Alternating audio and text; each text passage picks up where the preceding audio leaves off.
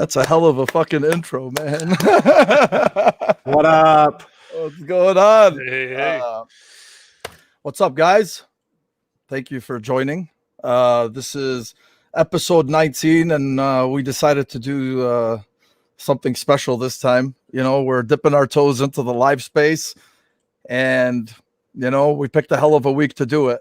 So I'm Mo, Dr. Mo Kaoma, my man Mike. I think, yeah, you are to my left. Yeah, you are. I just want to make sure. And we have a very special guest today. All right, that's enough red carpet, right? Yeah, who? When is he coming in? So we have Joe Winter. He is the solo, no help, solo developer of Song of Iron, which is a game that we will touch onto later. And yeah, Joe, again, man, I appreciate you, bro. Thank you. Thank you absolutely. so much, man. Thanks for having me on. Thanks for coming, man. Honestly, it's been it's a pleasure. Yeah, so you know, we're gonna be talking about your game and about you know, why you decided to do all this and put yourself in this misery, you know, for our happiness. You sacrificial lamb. Yeah. But yeah, man. So what's new with you? Anything new? Anything going on with you? Oh man, I mean, besides the obvious. I mean, that's pretty much it. It's all Song of Iron for me right now, and just keeping on top of that and keeping going and talking to people like you, which has been super fun, and trying to keep the updates rolling to Twitter and stuff. And yeah, it's nonstop. It's all I think about. I don't know. Any crunch? Yeah, I do crunch. Are you crunching yourself? Yeah. Yeah, Joe, I really like how you keep up to date on your YouTube and stuff. I think that's one of the more unique things that not all, like, you get these basic kind of, not basic, but you get these documentaries of certain studios or whatever, and you see them on the computer, but you don't really, you know, you're not in connection as a fan into know, like, oh, this is what he's doing. This is the process it takes to make one dude swing an axe. So yeah, I really appreciate that. Even on this podcast, I've been mentioning that so much, like, oh man, I want to know the fabric of the reality, you know, that ties all these games together. Watching GDC and like how Uncharted does their animations and stuff that. I'm like, whoa, you know, that's a new world to me. So I just started getting into that myself. And Awesome. I think that's cool. And I think that's very unique how you don't see it a lot. And if you do, like, I'm not seeing it, you know what I mean? But I do see it on yours. And I think that's super cool. Cool. Thanks. Yeah. I mean, I think everybody likes to watch stuff being built, right? It's like, it's such a cool thing to see how stuff comes together. While I'm making those, I'm watching people build desks and other weird stuff. It's the same thing, right? I love it. I think it's super cool. Yeah, so, it's like it's awesome art being made. Yeah, exactly. Yeah, that drawing. It's just great. Like, oh man, yeah, very cool, very cool. Yeah, thank you. Yeah, man. Shit. So not much else going on, huh? Yeah, no juicy details. It's just endlessly adding to it and trying to keep on top of it. I'm working on some stuff to show soon, but I mean, I'm trying to show something like every week. Try to hold some stuff back, and obviously I'm holding all the secrets. So right. That's like a job itself, just keeping up with the updates. I'm sure editing the videos and making dialogue to it. Like, all right, oh man. I mean, you guys know it's like you record yourself 1,000 times to say like 3 words because you just can't say it. You're just like, all right, stop. I'll just take this one. I don't know. It's terrible. Yeah, maybe I should use a different word. Synonym. Yeah. Well, was content creation something you wanted to do? Because dude, like, your page is content creation. Like, it's not just, you can tell you put a lot of effort is put into it, you know. I mean, like, it's good shit. Like, it's not, you know, you're not just kind of like, let me just feed the peasants, you know, little tidbits here and there, you know. Like, there's some good stuff there. So I mean, was that something you ever wanted to do, or does it just it's something that I kind of always like messed around with and never really committed to, you know. Like I streamed playing games for like a hot second and like had maybe one person follow me for a little while, and like I've gone through all those processes and tried those things out. And this sort of finally was an opportunity where people could watch something like that, but then also see me like actually use that information in like a real scenario and like see that what I'm saying has some validity, hopefully. And because I'm an animator by day, and I've been one, that's how I've got through the game industry. Like I feel really confident in talking about animation. I love talking about it still after many, many years. We can tell, man. Doing it. And here I go again, right? But like that, I love talking about it and sharing stuff that's taken me 10 years to like actually understand, and just trying to break that down. And you can tell in the videos, that's the stuff that I talk the cleanest about and the most confidently about. Because it's fun. And there's a ton of people out there that I think like that sort of stuff. I get questions all the time about it, and so I think it's cool. When it comes to animation, Joe, do you draw inspiration from like anime or shows or cartoons or anything like? Oh, really? Yeah. Okay. Cool. I always tell people to watch anime for animation. I mean, like there's Pixar's really good. I mean, they're like Disney, Pixar. That stuff's solid. Like, don't get me wrong, that stuff's really good. Yeah. For game animation, especially combat or just like player interaction, I think anime is such a great example of extreme, readable, clean posing. Because in gameplay, you get little flashes, right? People are shooting at you or whatever, and if you can't read what the enemy's doing in a frame, then you're like doing a disservice to the game, and it's making players will think something's harder or not powerful because they don't understand the poses or whatever it might be. Sorry, I can just like dive right into an animation lesson. Well, I know exactly what you're talking about. I think this pertains to games like Dark Souls or something like that. Depending on how your enemy moves, it takes a few hits, like damaging hits, where you lock on to be like, okay, that's the wind up, that's the forward attack. Okay, block here or parry there. And stuff like that, even if there's not some sort of icon that's like yellow bar, hit it or whatever. So okay, that's very cool. Man. And the dream is to never need those bars, right? Like, if you could give that information with no UI, then you're like, that's top tier stuff, right? Okay. Because if I can tell you with the animation that it's happening, why put the bar there to distract you, and then then you just start playing like the top of everyone's head looking for icons, and you're not experiencing the rest of it, I think. So that's always my goal. Do you have to put a little bit of extra input or extra work into it if you're trying to simulate weight? And I'm sure that's kind of part of the animation. Hey, ask him the shit when we dive into the game, bro. Okay.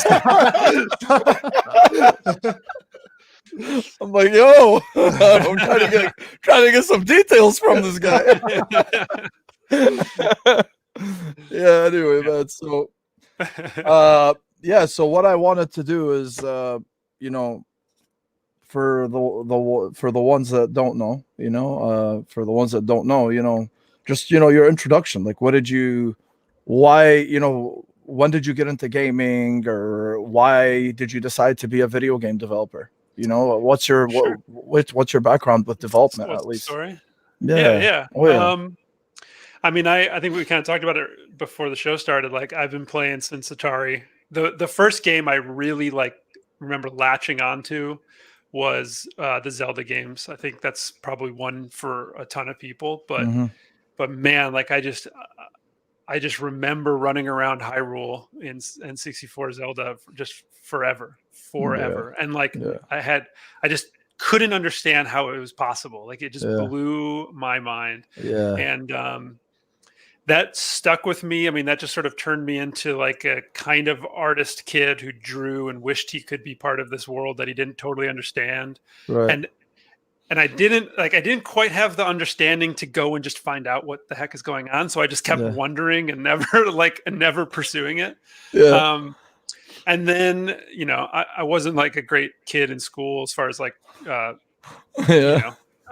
getting C's all the way through. I don't think any of us were, bro. Just sort of a bit of an idiot as far as school stuff goes. But I just got lucky in a somebody came to the high school and was like, "Hey, you guys can make video games for a living. Come to this college." And I was like, "Well, that sounds perfect, and I will do that." Awesome. And it wasn't a great school, but it at least got me going. And then I taught myself a ton, and I had some really good friends that were all really competitive, and so we kind of taught each other stuff and kind of fed off each other. All right. And then I latched on to animation, and I got a job right out of college, and I worked on Big Buck Hunter.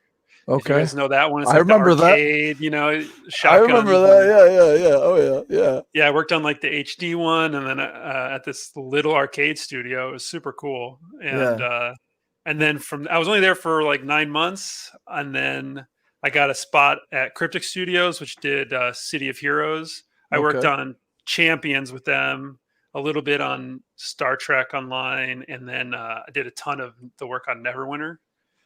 Neverwinter Nights Online. Yeah. Okay. I know that one. Yeah, I did most of the combat animation in that, or a huge amount of it, which is super fun. I was at Cryptic for like 7 or 8 years, and then I went up to moved up to Seattle and worked at Halo 5 when that was really awesome too. That was like the first big job, really? Kind of. Yeah, I worked on Halo 5. What? Yeah, as an animator. No! Halo? Oh. Yeah. What? Yeah, that was super fun. Okay. Yeah, I did a lot of the Warden stuff. For gameplay, not cinematics, but yeah. So, just if you don't mind me, I mean, you don't have to, but like, why did you leave? Were you contracted or were you working for 3-4? Like, were you? I was a contractor. Yeah. Okay. Yeah. All right. Okay. Yeah. Dude, that's awesome. So, if I play Halo right now, your name will be in the credits. Yeah, it should be in Halo. Joseph, that's awesome, bro. That's pretty badass.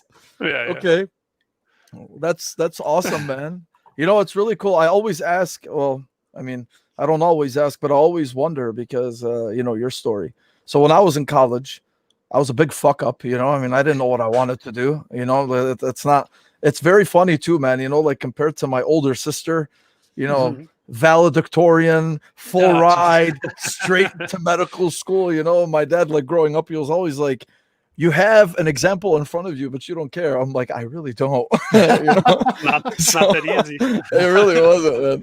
So no, but the point is when I went to college, I actually really, really wanted to do game development. And I mean, I'm 37. So at the time you're talking like 2002, 2003.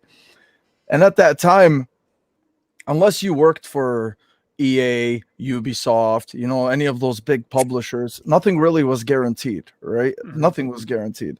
So I looked into it a lot and I was like, you know what, man, I don't know if this is something that I want to do because I don't know if I can do it, like if I can stomach it. Like I remember, schools in Pittsburgh and schools in California looking up, and then there was Full Sail University in Florida.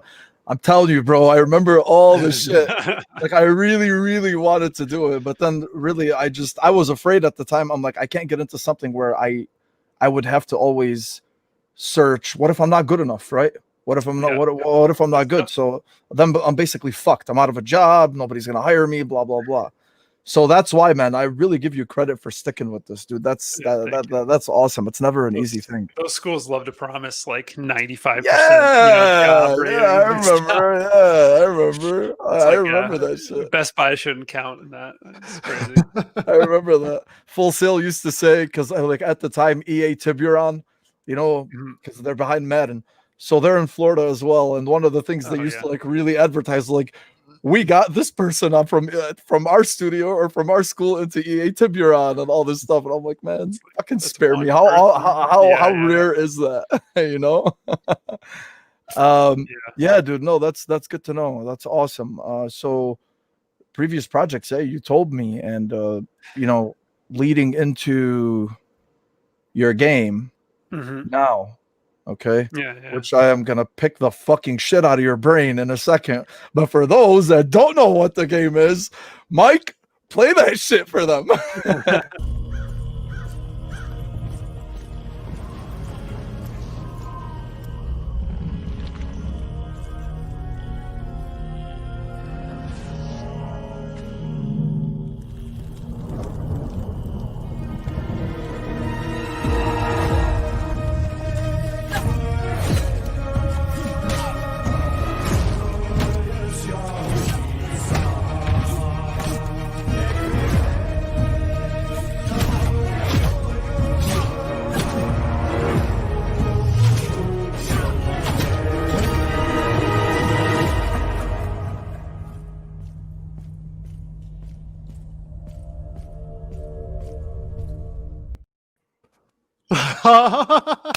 Joe, that smile on your face as that was going. He's so that's like, fucking proud of it, man. You yeah, should be. dude. Yeah, He's so dude. proud of it. He's like, yeah, I know. That's great, man. That's Dude, good, man. That's I haven't genuine right listened there. to that trailer in a while, and that music, I love it.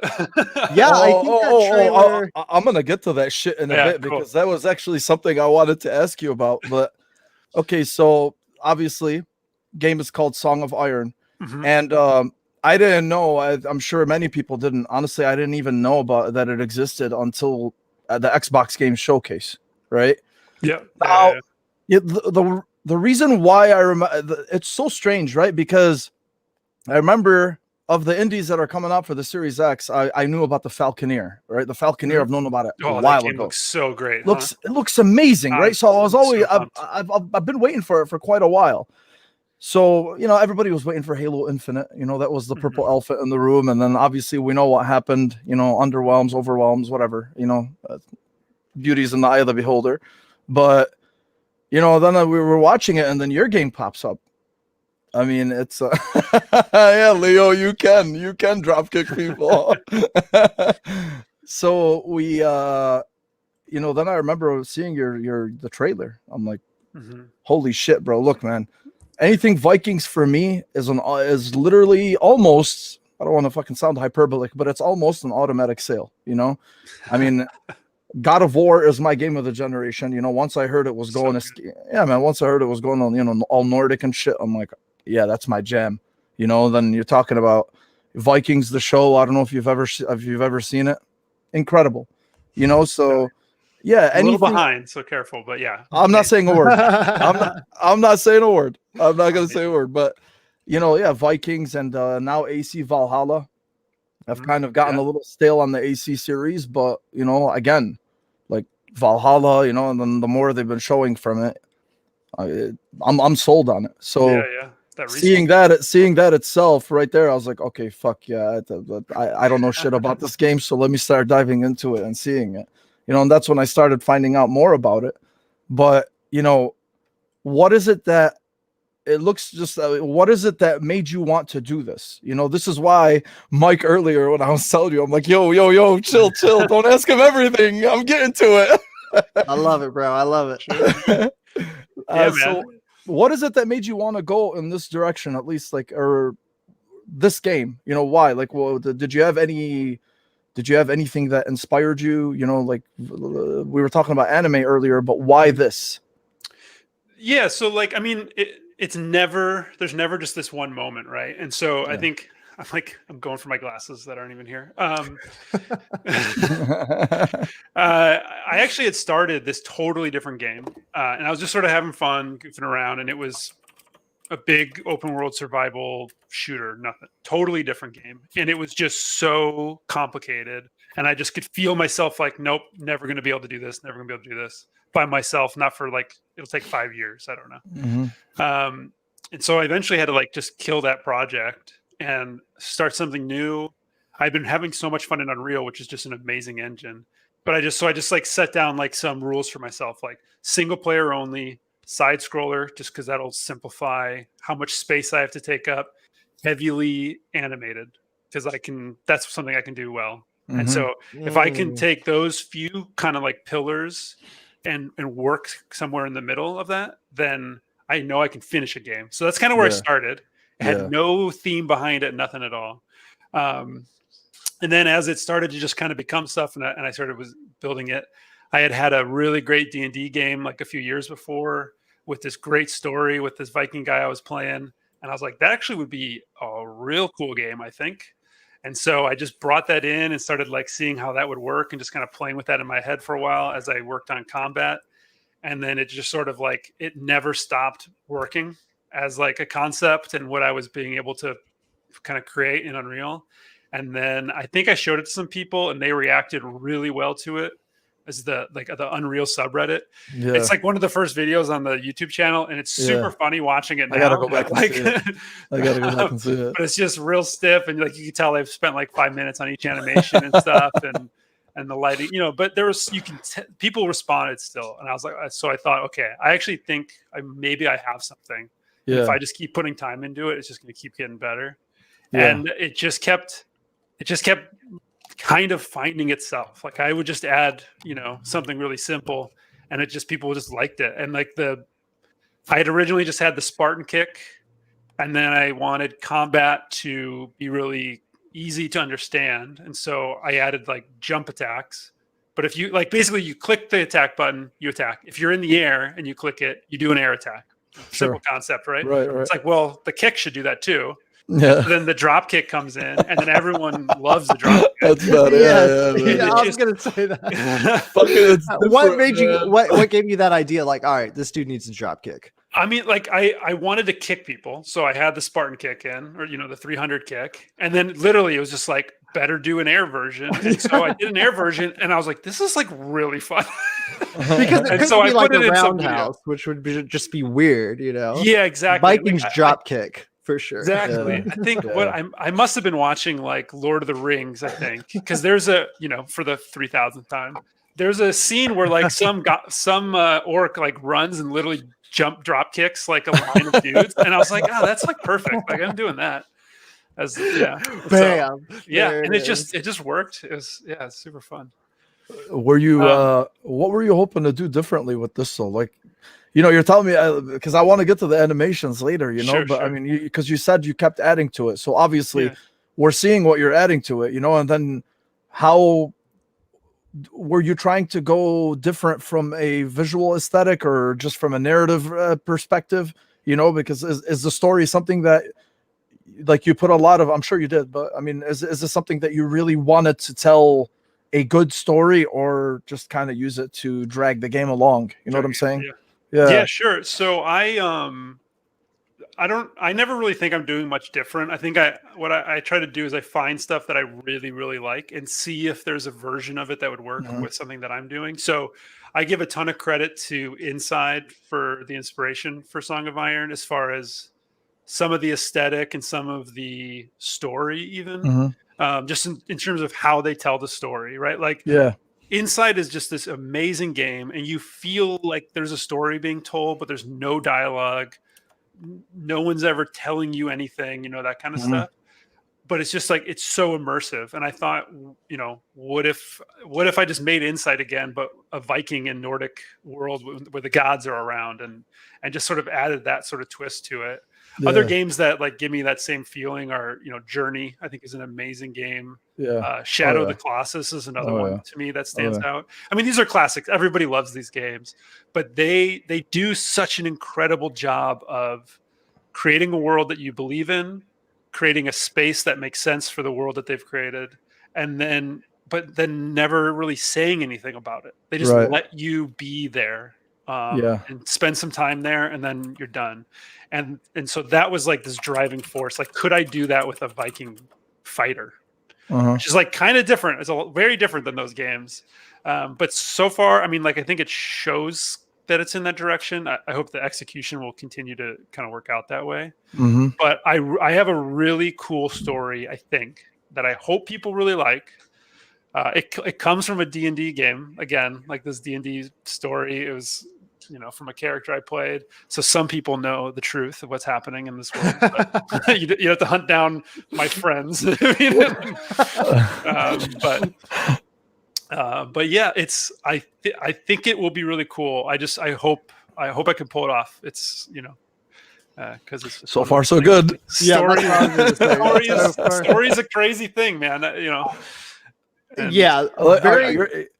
Go ahead, I'm sorry. I was going to say, very many times when I play games and they get certain story beats, whether it's a simple story or a very complex story, I'm just like, what in their daily life? Because you got to understand, like, I'm sure Joe, but like inspiration comes from some sort of outside energy, and you kind of adapt it in your own filter or whatnot.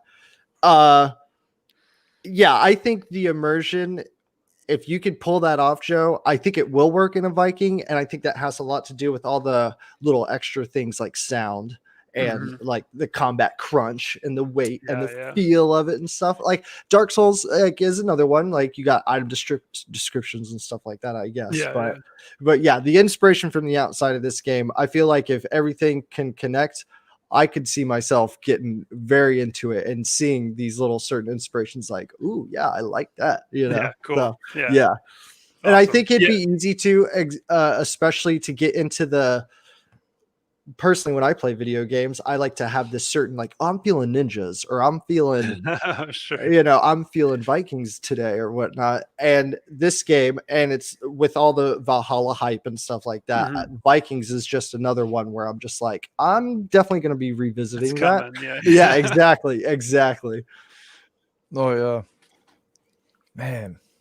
Yeah, so it's been fun. It's the story stuff. I'm like always working on it through the environment. I'm always trying to tell you a little bit about the world too. So even in the stuff I've shown, there's always stuff in the background.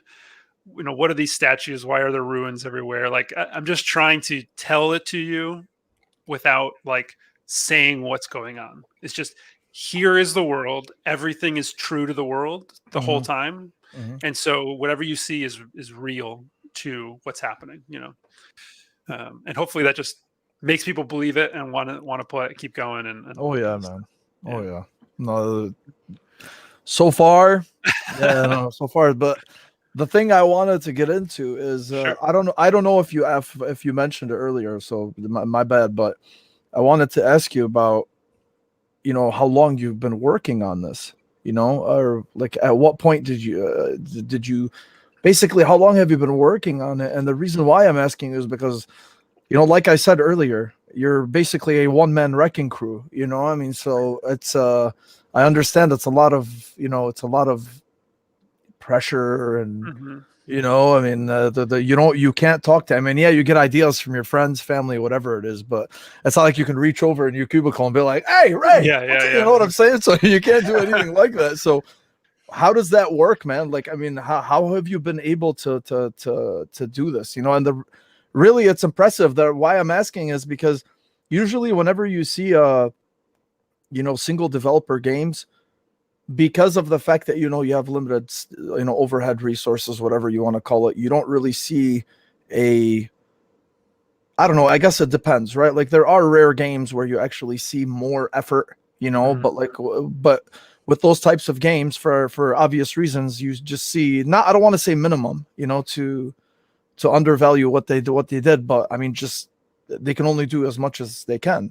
So it's like a simpler visual aesthetic or simpler ideas, Yeah, I hear simpler you. animation. So I'm sure you thought about that over the years, and how? How? What the fuck, man? Short version, How? how? Yeah. So I've been on it since like August of last year, end of July kind of time. I think that's about when I started posting stuff, which was right after I started, pretty much. Yeah. So just over a year now. It'll be just under 2 years, hopefully, about when I launch, give or take. Still a window. There's no date yet. But it's, I don't know. Like, I have a lot of friends in the industry, so I have a lot of people I can reach out to and get feedback for stuff. I've had some of those friends play earlier versions of it and record themselves and like speak, just what they're thinking as they play. And that's just such valuable feedback because it's just, pure what they're seeing when they're playing kind of stuff. Yeah. Um, but a lot of it too, I mean, honestly, it's just part of being in the industry for quite a while is that I I think inspiration or like motivation is something people Mhm. always ask about, but really it's like discipline of working a lot and working consistently, and then working in a way that um, doesn't break something. And like, so I'm gonna try to say myself. It's just like I try to work in a way that like I'm always moving forward. And Yeah. I do that by layered approach for everything. It's like, make sure this is really good before you Yeah. move on to the next stage, so you don't have to go back and fix it, Yeah. kind of stuff. Mhm. Um, and then, yeah, and then keeping it really simple. Like, I think it looks a certain way because there's so little actually going on. And so I can spend the time on the visuals because Yeah. I'm not trying to do a ton of crazy stuff. There's not like a crazy loot system. There Of isn't, course. Yeah. like all these things are that a lot of games use, and that's a huge time sink. And I'm just Yeah, of going course. Yeah. Oh yeah. clean, simple, you know, and then and I think that helps me get there. I don't know. No, man, no, that's understandable. But I mean, you know, again, just looking at it, this is why. I mean, because when I first saw it, even from the trailer we played earlier, I was like, "Damn, dude, it's pretty fucking impressive." I'm not gonna lie. You know what I mean? So, pat yourself on the shoulder, bro. Thank you. No, it really does. It looks like it was made by more than one person. You know, that's why I wanted to ask you. You know, how the hell you've been able to do all this? You know, yeah, it's a crazy thing. I mean, you know, I didn't write the engine, so I mean, you of can. course. There's a point at which I can't really take full credit. Sure. Unreal is incredible. It does so much stuff. Some of the environment assets are from the marketplace, and then I do a ton of work on them to make them what I want them to be. Characters, though, are 100% top to bottom, modeled, rigged, animated by me, stuff like that. And then the one thing where I'm going to start getting help is sound. So the music, which you're probably waiting to talk about, is made by someone, and then I'm going to have some sound design help also, because it's something that I'm probably not good at. I'm pretty sure that I'm not good at it. Yeah. And like you were saying earlier, it's going to be real important to set the mood, and so it's real important to me to do that part right. And so I'm going to get some help with that. Okay. Yeah, I think the moment that got me. Sorry, wandering touches here. Oh yeah, he is. What's up, buddy? Thanks for dropping in. Yeah, what up, dude? Yeah, what were you saying, Mike? Oh, my bad. The one that got me, like the moment that got me within the trailer, was not only the animations, you could really tell. That's why I was talking earlier to you, Joe, about Shadow Complex. That was the last time. Yeah, because that's what it reminded me of, like the thick models and the heavy animation. But when he's going through that dark forest and he's like glowing and the lighting, that's where I was like, now I'm sunk in. You know, so yeah, it's those little story beats. Speaking of the lighting, Joe, like that's an Unreal thing, right? Yeah, it's like Unreal is just so good. I mean, it can't be understated. Yeah, I'm not doing anything crazy in there. It's just it's a real sun, and I change the time of day and stuff. I'll be honest with you. What really is making it pop too is the contrast you're using in the colors, right? I mean, if you look at the background itself, sometimes it's black, it's gray, you know, but it's what's in front of it, you know. I mean, the like the fire, for instance, or look at the light, the sunlight, you know. I mean, you got this like two-tone palette in the background. It seems like pretty consistently, but what you're putting up in the front as a contrast to that, this is what makes those visuals look at the greenery, you know, greenery, like that looks fucking awesome. I can't even know what the hell. I don't even remember what it's called. What is it? Greenery, shrubbery, vegetation, whatever the hell you want to call it. But it's a nice contrast to it. Even that might go back to that one you were just playing at night. Yeah, the combat. Yeah, the night one, you know, because look at that too, right? Like see like this background, you know, even though but before that. Literally the one we were just watching at night. Yeah, I think it's just a short clip in this video. Oh, whatever. Yeah. But the point is like, so is that something that you wanted to do? Is that something you were aware of? You know, like just because of the resource limitations that you have? You know, I'm really picking your brain here, bro. This is fucking amazing fine. to me. I love it. I love this sort of stuff. I honestly, some of that was a bit of a happy accident. Like I was like, let's go night for this area. And I started going night, and I had a bunch of fog. And then that fog just created that awesome black and white depth. And then, you know, the character went really silhouetted, and it was like, well, this looks really cool. And a lot like Limbo, which is really great because I love that game also. Yes. But because it is all real lighting, like it's all 3D, like all the levels, you know, I could pull out and we could see a full forest kind of going out in the distance. When I do have a torch, or you know, you walk by a fire, or he's got magic, you know, he's got his magic like arrows or something, you can like the light's still there, so everything pops really big. Here's like, this is a test, like an art level that I just mess around with stuff like and I do it here before I put it in the game, so I don't bust my game up. You got your little mess around palette.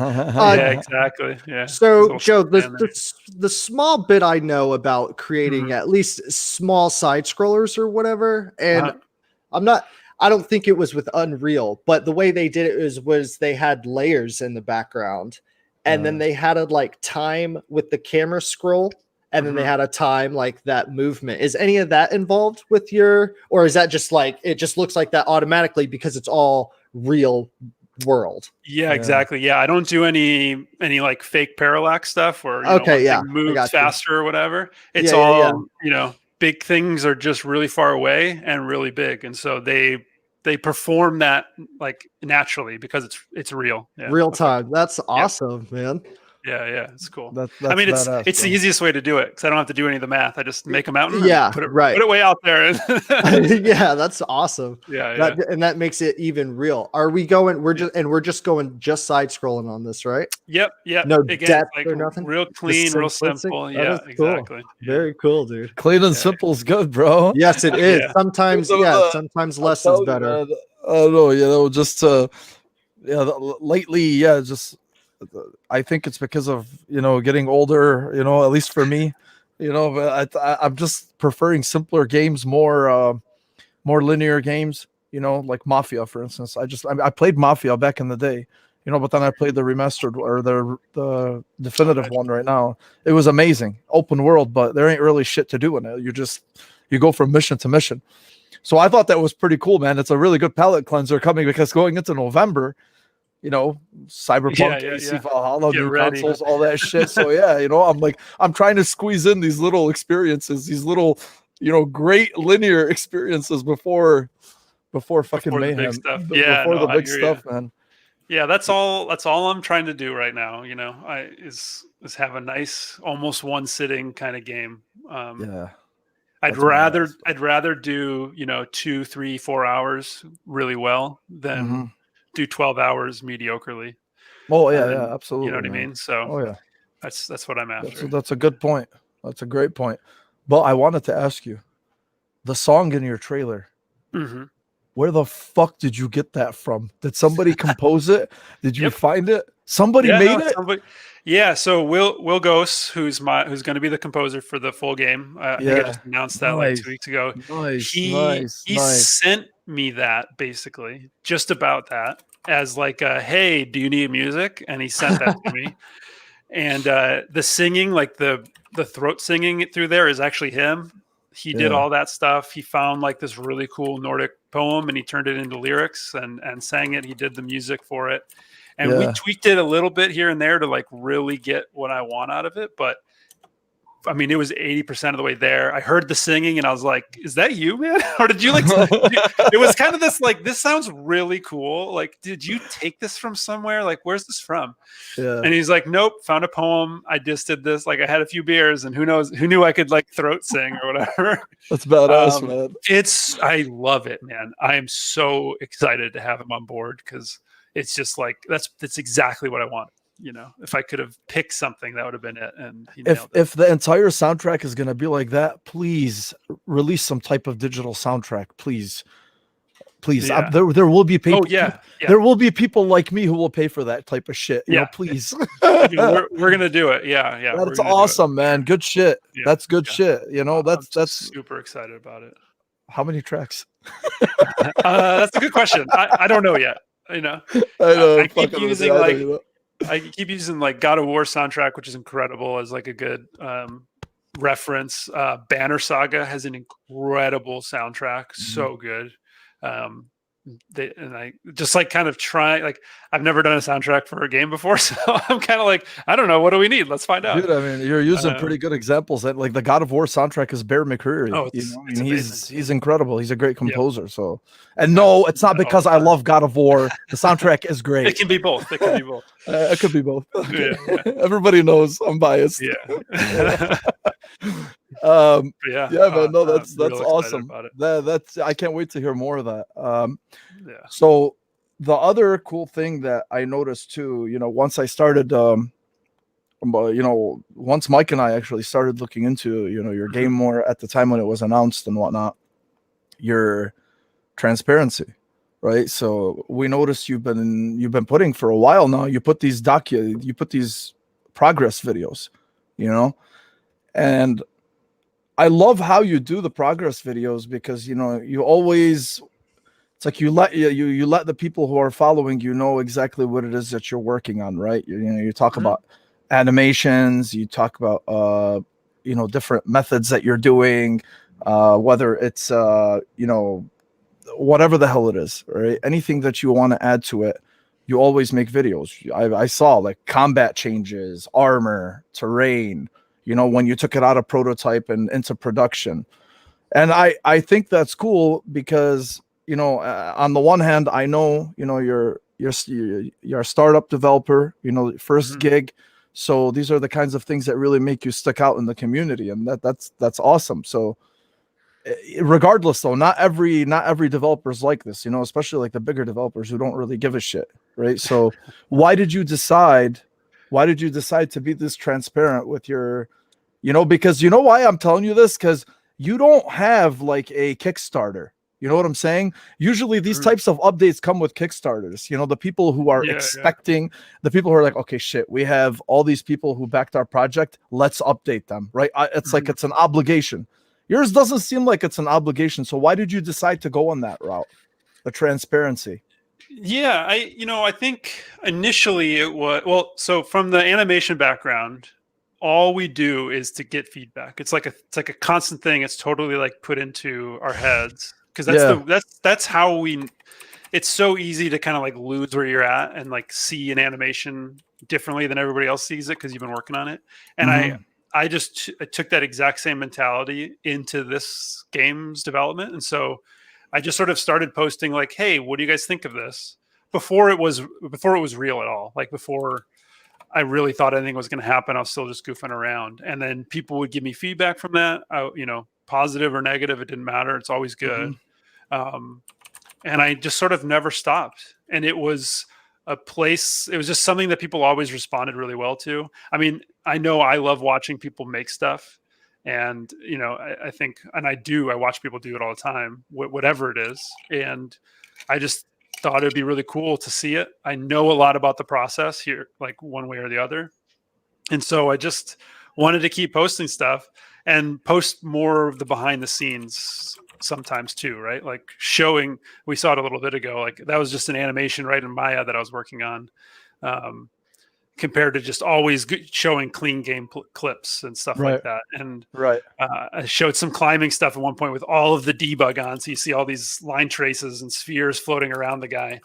And people liked that more than they liked the other video where I just showed the climbing. And so I think it's cool. I think it's really cool to see that stuff. And so I wanted to share it.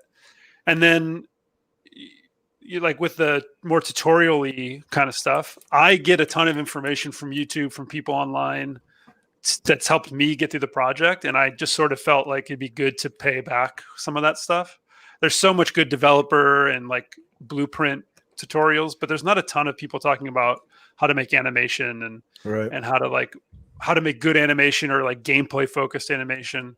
Cause it's a harder thing. It's more of a niche. And so I thought I could hopefully help with that a little bit. And then I try to branch out sometimes, I just think it's cool. I just think it's really cool. I think, Overgrowth. Did you guys know that? It was like the rabbits, like the fighting rabbits game. It's like all physics based. Yeah. That developer talked a ton. They did like a weekly video and put stuff out. He did a GDC talk, and I always remembered that stuff, and that always stuck out to me. So I thought that'd be kind of cool to follow in his footsteps a little bit too. That's Joe, awesome. What's your favorite thing about animating? Like, to me, it almost seems like, I don't mean this in any disrespectful way. If anybody told me this, I'd be like, you did. Yeah, right? you fucking do. It's like action figures, but it's like claymation or stop motion. Am I in any close realm there? Like, that's what it seems like. Yeah. So like in Maya, which is the program, it's basically puppeteering. This is the closest thing to it. It's okay, cool. We have controls over all of the bones inside of the character, and we move those around like a puppet. Yeah. And the computer, like unlike claymation or like, a Leica movie, like a Coraline or one of those, where they're animating on 24 frames a second. And they right. And sometimes they'll leave it. So sometimes they're actually only animating on 12s. So every other frame. So they'll have 12 pictures basically per second, right? Okay. Yeah, we're going real deep. Yes, And dude, so I love what it. that Good though. I love it. that creates the really stop motion feel, because you can actually feel each individual pose. Okay. Okay. Anime does it all the time, right? You'll see total still face and Mhm. tons of hair like whipping Yeah. around all crazy. Yeah, Right, but and yeah, it's yeah, only yeah. this like is just yeah. yeah. And So then they does have that they have mean a that's like layer. saying it's only certain areas that can move compared to Yeah. like the main body? Yeah, exactly. Yeah, And it's but just you're cheaper. doing it So, right, but you're doing it Yeah. like I don't know exactly how it's done. Can you explain that a little bit? Just to how would you throw Yeah. a punch? If you yeah, could? so I mean, when I'm doing the 3D animation stuff, the computer lets us have no still frames in that way. It can help blend us through all that stuff. So I animate at 30 frames a second, but the game will upscale that by interpolating between frames to 60, 120, whatever I'm trying to run at. Mhm. And so to throw a punch, I mean, I would start off with key poses. So whatever idle you're starting in, like the big wind up pose, the hit pose, wherever it's at, and then a recovery pose, like a follow through or like where all the momentum goes, right? So you start with those like key poses. You make sure those are really good. They read really well. And then you can start adding, we call them in-betweens, which kind of self-explanatory. They're frames in between the main poses. And you just sort of keep adding and adding and adding to each one of those. And then you end up having almost 30 frames a second of poses that just works your way through it. Computers do a lot of the work. They do Okay. curves, like, I mean, everyone's seen like the pen tool in Photoshop or something Yeah, where yeah, yeah. and then we just use it to create curves in 3D space. But you'd laugh if you saw it, because we call it the graph editor. It's for every individual control, there's 6, well, technically 9 numbers that control it: scale, translation, which is moving, and rotation. And each one has 3 axes, right? Up, down, left, right. And so one object through a 30 frame animation has whatever 9 times 30 is, Right. sets of these things. And it's all this crazy, like, bird's nest of a curve. But I can read that like it's the Matrix. It's like this scrolling thing, and I go, oh, okay, yeah, you got a nice clean arc there, and whatever it is, all you're doing is swing there. Yeah. So then here's like a great example where like you can see the big wind up pose, the big hit pose, and then kind of the recovery, and then hit reacts like that are there too. And then I just keep adding stuff to the middle, and you eventually get there. Right on. Yeah, About man. how long does it take to throw one punch to create it all? To create it, so Like if you had a day's worth of work or whatever? Or? I could, like, that goblin kind of slash. I think I did that in about 2 or 3 hours. Mhm. Okay. That's moving pretty fast. And I think in that video I say, like, I would love to spend a full day on this and polish Yeah. it, but I'm just trying to try to get to a certain quality level and then move on. Just because I have to create more content. I think most people are probably happy with it there. And if it starts standing out, that's like the come back and polish it later kind of stuff. But I got you. if that makes sense, yeah. What Get about to 80% and hit the big stuff at the end. yeah, right. And man, I mean, just to be one dude making all this stuff, I'd be overwhelmed personally. And so when you're doing these animations, are you putting in the motion that makes them seem heavy? That makes them seem totally. like they're physically like, so you're like kind of throwing an elbow a little bit wide to make it just that little bit more aesthetically pleasing, I guess, in combat. Yeah. So I think something that it's one of the things I love to we're hitting literally my favorite thing. It drives everybody that I work with crazy, because I'm like, punches don't really work like that, guys. Like, Dude, I watch movies and stuff like that kind of stuff all the time, and I'm just like, that wouldn't really do it. He's not really choking him. Like, I need that skin right there. Where's that skin?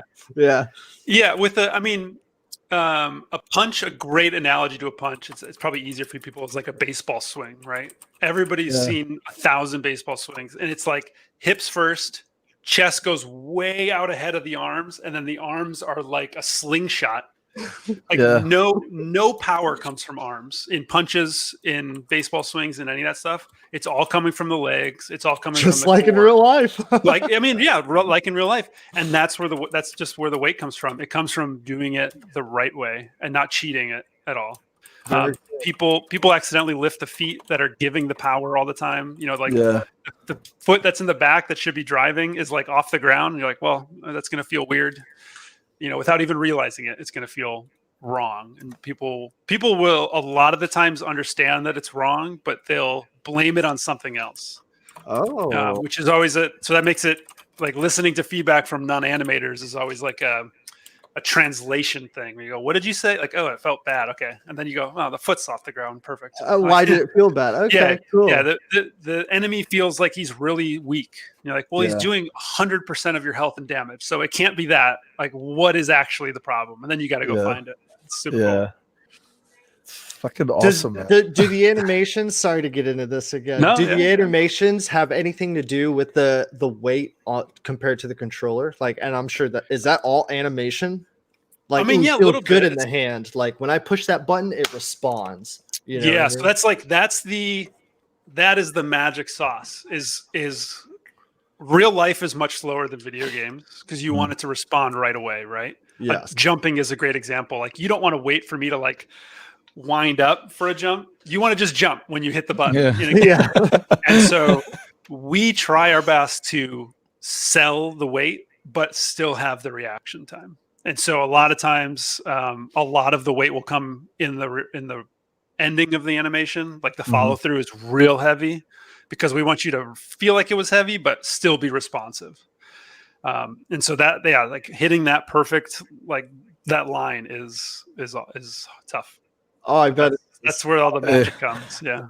Hey, make Marion happy a little bit, man. Highlight his comment. This is the second time that he says it. He wants to know, how about the PS5 haptic feedback for your game? He's fucking trolling. I don't know anything about that. Time, Marion. He's been bothering me about that controller for weeks. I don't know anything about it. No, he's trolling. Been after me. Yeah, he's been trolling me about it. It's hilarious. I swear to God. Yeah. What were you saying, Mike? Were you gonna say something? No, I think the last thing I had to ask Joe was the arrows. I thought those were impressive. The way the arrows hit, the way you can retrieve them, and also the way that it breaks the shield. Was that all just kind of coming up to yourself and like figuring that out, or what? Yeah, to me, that was all part of the simplicity concept where I guess it was this desire to want combat and sort of the game in general to work the way you would expect it to work in real life or something.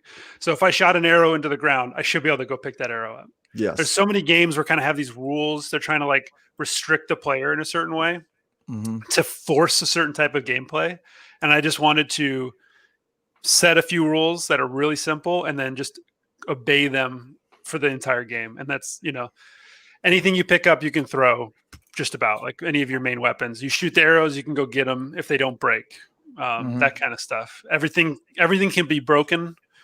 And so if you hit somebody with something hard enough times, it breaks, you can't use it anymore. Please don't tell me you're doing like Breath of the Wild type of broken. So yes, but wait. Let me see if I can pull you back. Let's see if I can pull you back. All right. So the whole concept of it is I don't want you to care about what weapon you have. I want you to spend all of your equipment or all of your resources whenever you want, knowing that you can just grab something else.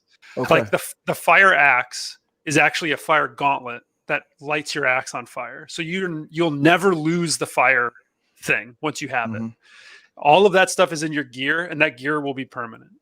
The weapons, I want you to fight like you're in a bar and you're breaking bottles and chairs over people's heads.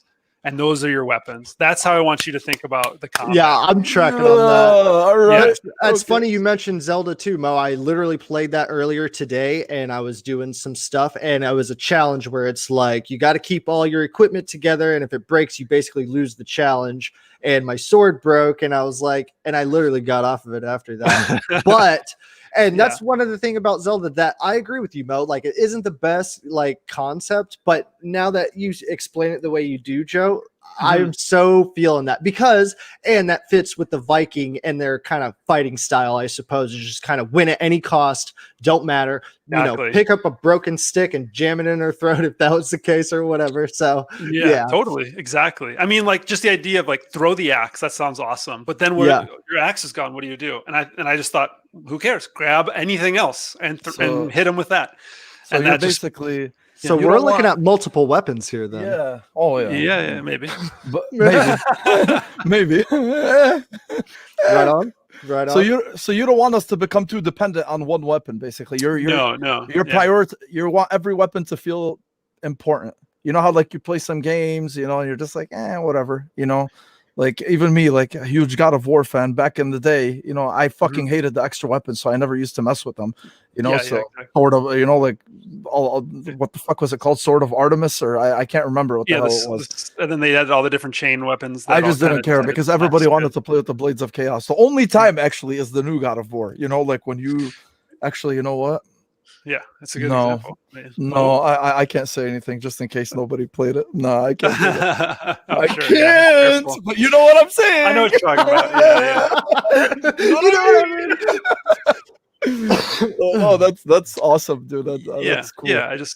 Yeah, the whole concept of combat is barroom brawl. Okay. For the most part. Excellent. So you're going for that crunchy, meaty type of. Okay, man. Yeah, definitely. Are we looking at gore here, Joe?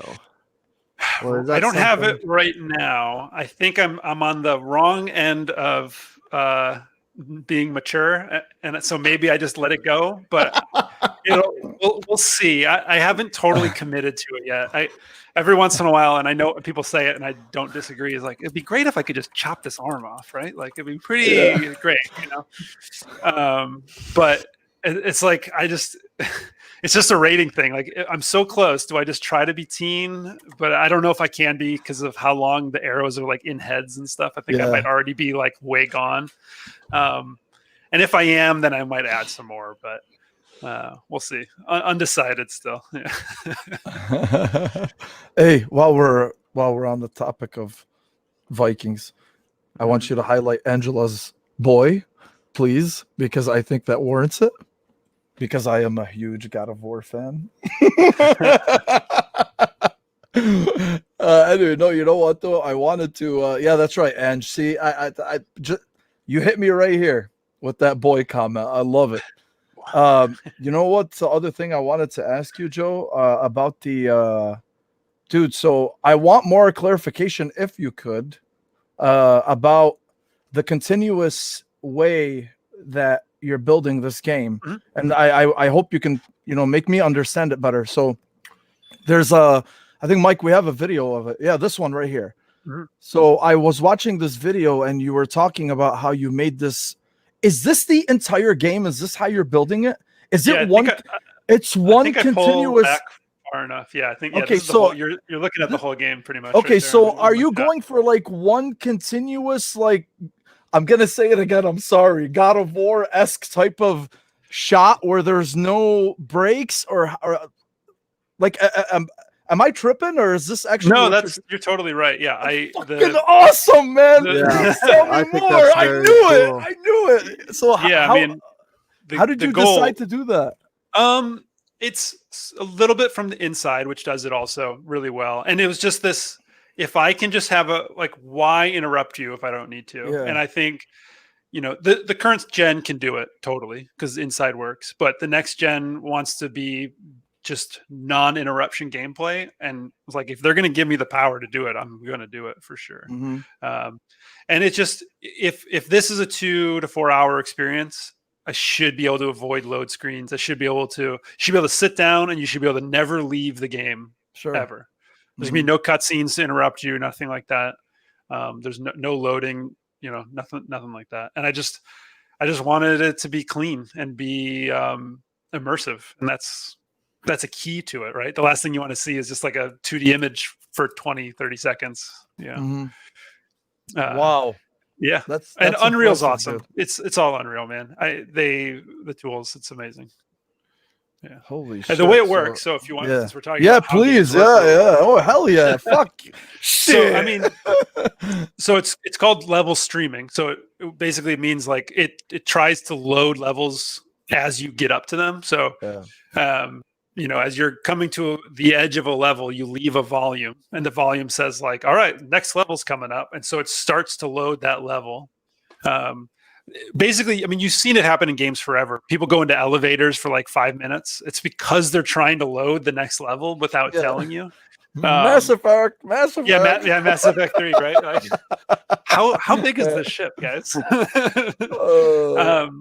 So, and I've got those too, but they're not elevators. They're just more. There's like another puzzle or just a small level that where like this fight happens, and while that's happening, it's loading the next thing, and then it just keeps moving on, and then you get to the end. Yeah, this is interesting because. Okay, so I don't know how much you can answer. The reason you actually this is like one of those tangential. That's like one of those tangential things that you know because I have to know. So you're talking about having these things in the in the game that kind of mask that type of loading, right? mm-hmm. Okay, so my understanding is your game is coming to the Series X, right? Mm-hmm. And it's coming. Okay, so knowing what you know about it. I'm not going to ask you about development or whatever, but I mean, was that something that you kept in the back? Look at him, bro. He's biting his lip. He knows I'm treading it. I'm scared of what the question is. No, but does that itself? No, my question will be: is that? Did you think about that from before? You know, before you decided to do this, will that be affected by the loading speeds of the SSD? You know, or did you compensate for that? I mean. Because just from what you're telling me, you know, you were basically going off of the older tech, right? Like the older loading tech. So now that this is here, how do you plan on, you know? I mean, really, I think the X is just going to make it all cleaner and happen all faster, and theoretically, it'll all happen outside of anybody's vision. I think. Sure. I mean, originally starting, and this concept was before Xbox had even kind of reached out to me, and so from the very beginning, I just wanted to do this streaming level system, and that was when it was going to be PC only, Steam, kind of just like more traditional, right? No money, no nothing. Yeah. Indie developer. Were you going to relegate your shit into shovelware, man? No, I don't. I'm just kidding. No, I'm saying at the time, not now. Obviously. Yeah, it was just it's just like this. You never know. There's never like one moment, but I'm excited about the new stuff, both for my game and for just games in general. But I think it will. What I can probably do with the new stuff is just run at a crazy frame rate. And at 4K. I mean, the trailer. That's what we want, baby. You're speaking our language. That's what we want. Yeah. That trailer is a 120 4K. Or sorry, it was 60 4K. Captured on a 1080. Wow. Okay. On my PC. It was on the PC, but because I just started talking to Xbox at the time. But I mean, and that's unoptimized in a level that has been has just had junk put into it and taken out constantly through development. And so I'm working on like the clean final levels now, and it's gonna be blazing unless I mess something up real bad. Did you say 120? That was a mistake. 60. Oh, 60. Yeah. Okay. I run it at 120 on my PC now. So you said 4K at 60. 4K at 60, yeah. So basically, this game. With what we know about the power of the Series X, this game is basically gonna fucking sing on it. You know, it should, yeah. Yeah, that's okay. Okay, that's I'm excited awesome about it.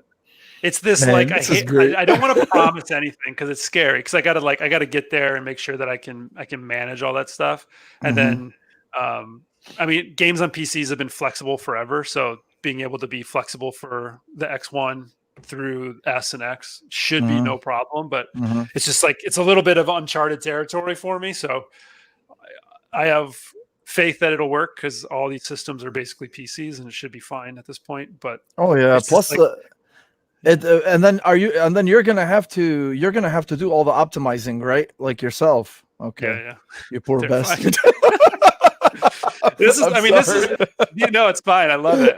This is no. part of that transparency we're talking about. I actually really like talking about this because I hope people understand that it's like, I really want to do those things, and I've been able to do them in certain situations. It's just terrifying I don't want to let anybody down or have anybody get mad at me because it's running at like 50 frames or whatever. You know what I mean? Like, because it happens, and that is what I'm trying to do. I want to hit 4K at 60. The game's probably fine at 30, but I should totally be able to hit 60. Okay. And then figure out the rest of the systems, how well they'll perform. But I've got my buddy running it at like 30 on this really old garbage laptop. So that's like a pretty great, like, okay, you can play good. All right, we're in a good place, I think. And that's still, again, shit, I moved my mic out of excitement. All right, really unoptimized. So that's awesome, though, man. That's good to hear. Holy shit. Okay. This is awesome. Joe, I gotta tell you, brother, that I think with you being so transparent with the development process, man, I feel like because you're one of, like I said, like I'm not saying you're one of the first, but I definitely have not come across like a person who is making this type of scale of game and being so open about it.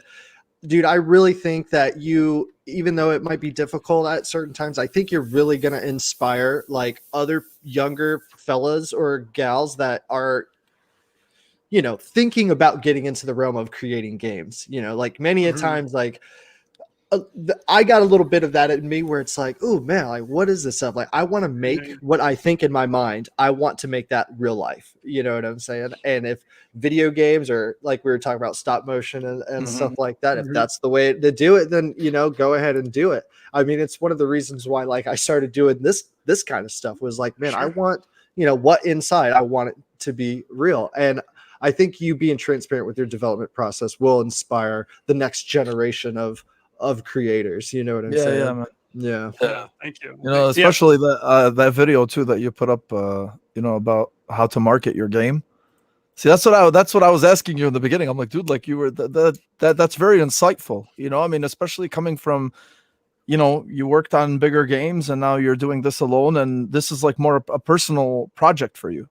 So I was watching and I'm like, okay, like this is his baby. This game is his project. So whatever he's saying right now to market this game, based on the fact of how you speak to, the fans who are following, this is coming from the heart. This wasn't like some fake ass shit that you see, one of those fucking inspirational videos. Like, no, man, you were talking about some really good stuff, so that was cool. That really just ties into everything that we were talking about earlier. Yeah. Thank you. I mean, it's awesome that it comes across that way. Cause I'm so about like a non-competitive mentality, if other people can make great games too, and if they're going to, become my competition or something, like, hell yeah, let's go. Like more good games in the world. I'm so about it.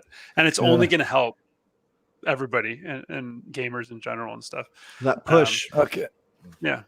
I have one question because I want to talk, because I want to get into like, the other gaming stuff with you, but when your game was shown on, the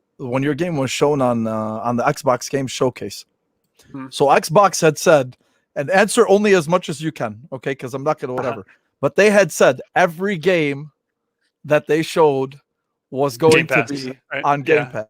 So the caveat was in the main show, and we were in the pre-show. And so, did I lose you guys? Uh-oh.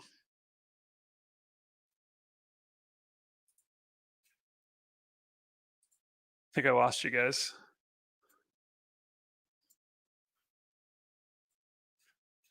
Oh no. Hold on.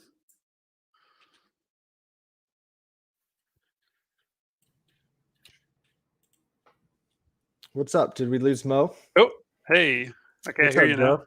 Okay, we're good. Oh, I guess are we still Mo. together? Let's see. Yeah, we are, I guess. Okay, we just lost Mo. Got it. Man, that was the host, bro. I saw him freeze up. he was the good one. All right, so we might have to have a little technical difficulty. That's cool.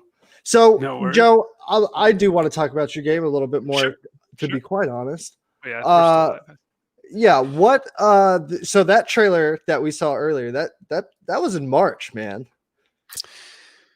There he is. That was in March, wasn't it? So I can only imagine how much you have completed it, and I'm only assuming it's like a daily grind for you, yeah? Yeah, just about pretty much every day. I try to Yeah. like break it up in a way that's sustainable. Oh man, I can only imagine. Yeah. And like, man, I want to get into like personally, I want to get into enemy types and all that kind of jazz or whatnot. But I don't know if obviously, like, I don't want to give you too much away. Like the scale impresses me, so I can only imagine like the troll ain't the only thing that's going to be, there. Hey Mo, Yeah, can you yeah. hear us, brother? Yeah, I can hear you, man. I don't know what the Okay. fuck is going on with this thing. It's just not. Yeah, this thing's just. I don't know. Whatever. All right. Yeah, it's not. So I'm gonna have to talk. I know, man. I fucking crashed. I'm sorry. I don't know what the hell happened, man. It just all good. crashed midway. No worries, brother. No worries. So that's We're what I still was. Yeah. So I'm sorry, man. I was in the middle of asking you about the whole Game Pass thing. I don't even know if you actually. Oh right, yeah. I forgot about. So the Game Pass thing. I'm not on Game Pass right now. Yeah. The caveat, the way they worded it was that everybody in the main show was Game Pass, but we were technically in that pre-show with Keeley. Yeah. And so that's a separate thing. I'm all for it. I'd be really excited about it. That's all Xbox side stuff. Okay. Okay. But So maybe so basically would that be something that you would love to do? Like from as a single developer, like to increase exposure for the game. Do you think that obviously you want to increase exposure, but from a perspective of, I'm sorry, the only reason I'm asking is from a perspective of for yourself in terms of profits and everything else that you've put into the game over the years. Like, do you think that would be something ideal for you? Yeah, so I don't know how those deals work totally, so I can't say for That's sure. fair. Yeah. But I mean, I think so. Everything I've heard is it's just really good. I think right now I'm probably in the best situation where I'm going to come out at like a normal kind of buy the game situation, get through the initial crowd, and then hopefully Xbox sees enough popularity in it and then wants to do Game Pass. Okay. Like that's like best of both worlds, maybe a little bit. Just kind of do the normal way first and then do it again. And then you get the next hype, the next kind of push from a marketing perspective. Yeah. So that'd be pretty great. Okay. But I'm all for it, I think. I mean, like you said, exposure is a huge deal, and giving people the opportunity to see it and having it in the store and show up under all those things is good. Sure. Yeah. Well, from my perspective here, Joe, whenever when that game or when the Xbox event went, the Song of Iron was one of the games that, at least within my mutual Twitter friends, they were like, "Yo, this game's right here." So I think you're off to a pretty goddamn good start, my friend. That's good to hear. Yeah, it's exciting to hear. Yeah, like even people, because to me, whenever I saw the little trailer, I was like, did other people see this? And then, I mean, I got on Twitter hours later, and they're like, "Yo, this is one of the ones that stood out heavily." So that's awesome. Yeah, that's good to hear. brother. That's really exciting. Good shit, man. That's real exciting. So it was funny being in there. It's like waiting. It's like 1 second of gameplay, and you're like, "Oh God, I know, man." But you know what? That 1 second still made a big. I mean, shit. Clearly, you went from. Yeah, again, obviously, I wish that they had shown more of it.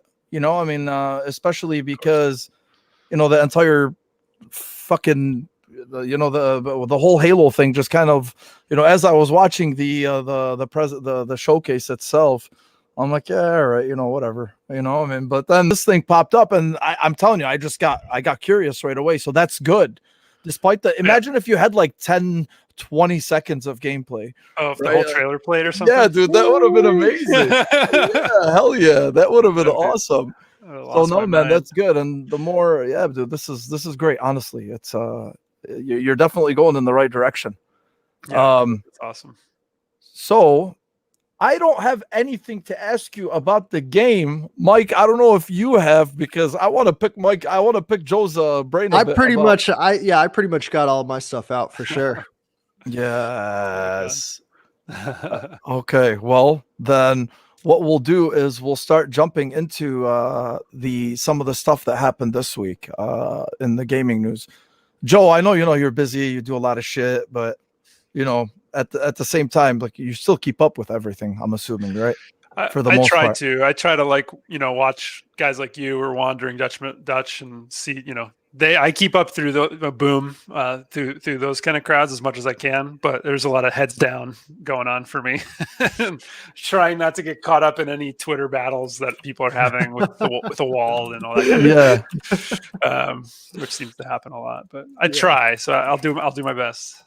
Yeah, man. Okay, well, that doesn't matter, dude. Just shoot the shit, bro. I'm not fucking expecting. Yeah. So, put my industry perspective. Put your industry cap on and talk to me. So we were earlier in the week on Monday. They showed, because a lot of people have been talking about, in terms of gameplay on the Series X. Where's the gameplay? Where's the gameplay? You guys have done everything but that. And finally, on Monday, we see some Dirt 5. We see Dirt 5 and we see Yakuza Like a Dragon.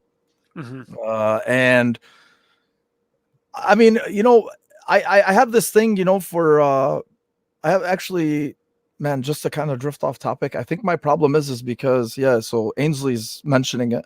I'm using Firefox for streaming, and that's probably what ended up fucking making me crash. Okay. Yeah, I know, man.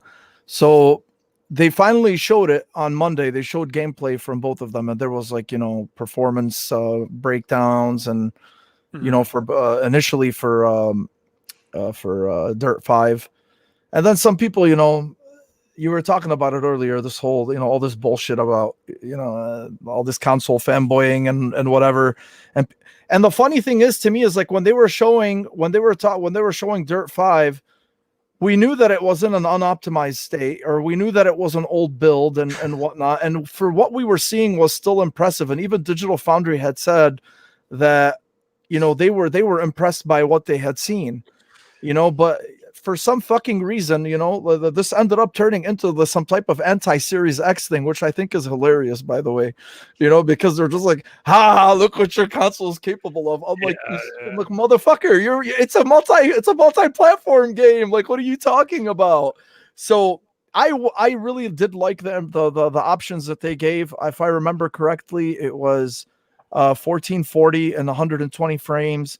And then 4K for the visual fidelity mode. It was 4K with all the bells and whistles at near 60. And then there was a frame rate option. Good. It looked, even that one itself, man. And honestly, I don't know why initially it was streamed in lower quality, because if you watch the 4K version, say on Digital Foundry, dude, it's beautiful. And then I think the creative director himself of the game, he came out, he subtweeted Digital Foundry's analysis tweet, and he's like, this makes me so happy. This is an old build, blah blah blah. We've added so much to the game. What did you think? And I mean Yakuza Like a Dragon 2, I think it runs in guys, you can correct me, pretty sure it was 4K 60 FPS, because I know apparently the game was developed for the current gen consoles and then it was upscaled to the next gen consoles. So gotcha. Usually whenever you have those types of games, I don't really expect too much out of them, but still, it's a nice looking game. What did you think? More specifically of Dirt, because it's more of a graphical showpiece. Yeah, I think it looked good. It didn't look amazing, but you can't expect it to. The reality is with development, like anything like that, is that they had to have started that 4 years ago. They're using an engine that they've been using since Dirt 1. I guarantee you. I don't know for sure, but that's how the development works. And so they're constantly trying to make these engines better. And then they finally get specs, information. Even if it was a year ago, they've got an engine that works a certain way and doesn't necessarily work the way the new stuff works. So it's just, you're never going to get something out of the gate like that to suddenly be like I don't know, something that you don't expect, right? Like, what is next gen? We don't know yet. I think it's the Unreal 5 demo, right? Where it's like, here is a 10 trillion pixels or whatever, like at 1 million frames a second. And you're like, how the fuck are you doing that? It looked okay. I wasn't blown away by the footage in general. But it wasn't it wasn't a power problem. It was like the dirt that was getting kicked up. You could see the sprites from the effects. You could like see the cards moving. Like that's the stuff that I think is the bigger concern, but that has nothing to do with the console. That's all just like what they're doing in the office. Yeah. In the office, like in the studio, at their studio. But those are also the details that will go from what they are when we saw it to 1,000 times better by the time we're done. Because like any development, you always see it. Like Assassin's Creed's new stuff, right? They showed the female then and how it's going stuff, I think like yesterday. And it was like a different generation of visuals. That's how much that changed in 2 months or something. And that's because all these systems are coming online at the very end because developers are making art while engineers are building tools is how it works in every studio. Right. And so it's always going to be like that. Like Halo, I'm sure Halo is going to get better and better and better. Like it's just inevitable. Any game we see early gets better, unless it's Ubisoft, which shows us cinematic trailers for gameplay. And then even Ubisoft, man. I mean, even like I'm gonna get into it later. Assassin's Creed's getting better. Yeah, Assassin's Creed's getting better. They're doing it the other way now. But we're seeing gameplay footage on a 3080 or probably a 3090. Did you see the visual? Did you see the clarity in her face? You could see the fucking pores. Good. You know, I mean, I'm just saying, like, I mean, they did say it was. I'm not sure why that game, and I'll dive into it later when I get to it. But just I don't know why some of these developers or maybe the console, you know, the console manufacturers have been really just kind of holding out on that. You know, I understand they're probably waiting for a big reveal. I mean, you know, I'll give credit to Sony at least. You know, they've shown Spider-Man, they've shown you know, Sackboy, they've shown Demon Souls, DMC, Devil May Cry, or DMC 5. So I mean, there's been gameplay on that end, you know, despite their missteps, you know, here and there with the communicating. But and that's the thing with the Series X, you know, because leading up to it, they've just done everything. Everything is just on point with the messaging and the goodwill. And I'm just like, dude, this is literally the only fucking thing you have left. You know, just give us what we want, man. You know, I mean, I do agree with what you said, you know, in terms of, you know, your overall impression. You know, it's like it was nice, but I wasn't like, oh. Yeah, exactly. And I don't know how much dirt has ever really been that like a real pusher of the visual stuff. I don't totally know. I like dirt, but I don't play it like religiously or anything. I don't know. We'll see. I have faith that it'll be fine. And if the game's fun, you're going to forget like literally 2 seconds after you start. And you will. Mike, what especially if it's running at 120, like it's going to be, you're going to have a great time. Yeah. Listen, dude, I'm not going to even bother doing any 120 modes initially because that's just going to entice me to get a new TV.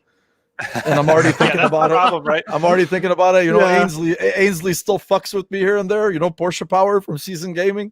He's, you know, he'll drop like a sale on a LG CX. You know, he'll be like, interesting. You know, like I'm just like, dude, stop, please.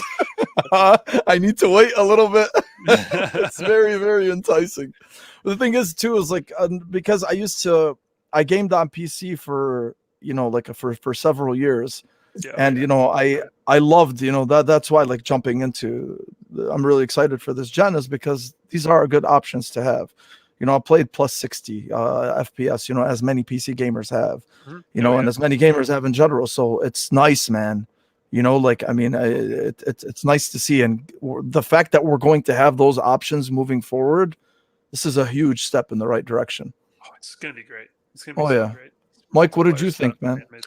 I mean, personally, I'm not really fans of these series, and I know people go haywire for Yakuza or whatever, but for the dirt thing, I just feel like I don't know too much here, but I just feel like games that are releasing in this window, at least this monthly window, I feel like whenever they first started making their games, I don't think they realized that this would be a transition of the gens, or this time period would be transition of the gens.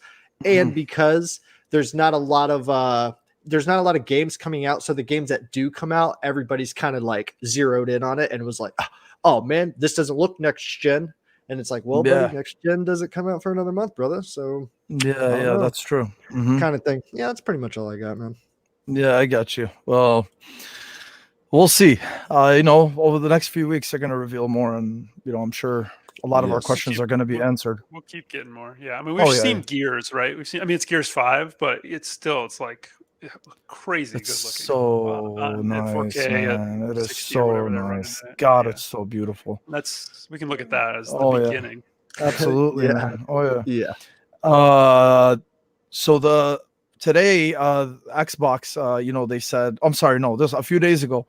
So they detailed new backwards compatibility enhancements, to their, obviously backwards compatibility. And, they mentioned, Xbox 360 games and whatnot. And the enhancements that they were talking about. So they showed Fallout 4 as an example. And, it was pretty impressive to see Fallout 4 running in 60 frames per second on a console. Let alone 4K 60 frames per second. Granted, yes, it's an older game, but fucking Fallout in 60 frames per second, it's pretty impressive. And awesome. they talked about anisotropic filtering, for all the PC gaming heads out there. Those types of enhancements to the older games. And then there's also obviously we've known about it from before, the auto HDR. So I've seen the auto HDR implemented. Like I saw a video yesterday, in Alan Wake, and I think like it works good, but in some games there's too much exposure. Like if there's sunlight or the moonlight or whatever it is, like it's a little bit too much light, basically. So I'm sure they'll probably end up working more on that end. But what are your I think this is awesome because honestly, Joe, we don't need this shit. Like we really don't need it. A lot of people are just like, hey man, play my games, enhance my games. Let me just play them. If you want to add 60 frames, that's great. But this is like shit that we're getting that we really didn't ask for, man. And it's really fucking hard not to appreciate it. Because some people are like, well, why would you waste your resources on that? And I'm just like, well, why the fuck not? Like, who cares? That's an option that so what? Like I hate it when people complain about arbitrary things that have absolutely that are like, and you're talking just bonuses, right? Like cherries on top, like this. I think this is great for older games. And you as a developer, how do you see it? Because we don't need it, but it's there and it's going to be fantastic. It's awesome. I mean, like you want to go back to your favorite games, right? From 10 years ago or whatever. And this is only going to help them be what you remember and not what they actually are. And you always remember like your favorite games from a generation or two before, like a little better than they are or way better than they actually are. And this is the sort of stuff that should like dynamically try to match some of that memory. And I think it is only going to be good for people. Like maybe there's a few cases where like it's out of whack and you just turn it off, but like that's fine. But it's awesome. This stuff is super cool. And like thinking that like some game isn't getting developed because they're doing this is totally wrong. It's just not how it works. There's different teams doing stuff. I can't fix bugs, for an engineer. So like, I'm going to keep doing animations, so when people like go after community managers, like on Twitter for like, why are you tweeting and not like fixing your game? It's like, you don't want me in there, man. Like it's going to get worse. It's not going to get better. And it's the same stuff, right? Like there's a group trying to make it so that not only will old games play better, but new games will also have this opportunity to use this tech, right? It's good for everybody. It's totally good for everybody. No, it's awesome, because they're saying, there's resolution enhancements for 4K on Series X and 1440 for Series S, and then obviously they gave an example of, like Fallout, for instance. And then you don't have to add this anisotropic filtering, the 16x anisotropic. That's impressive. So how could you not be, or why would you even bitch or complain about that? It's just I'm sorry, mind-boggling. Mo. What is that exactly? Joe, I'll let you say the word again.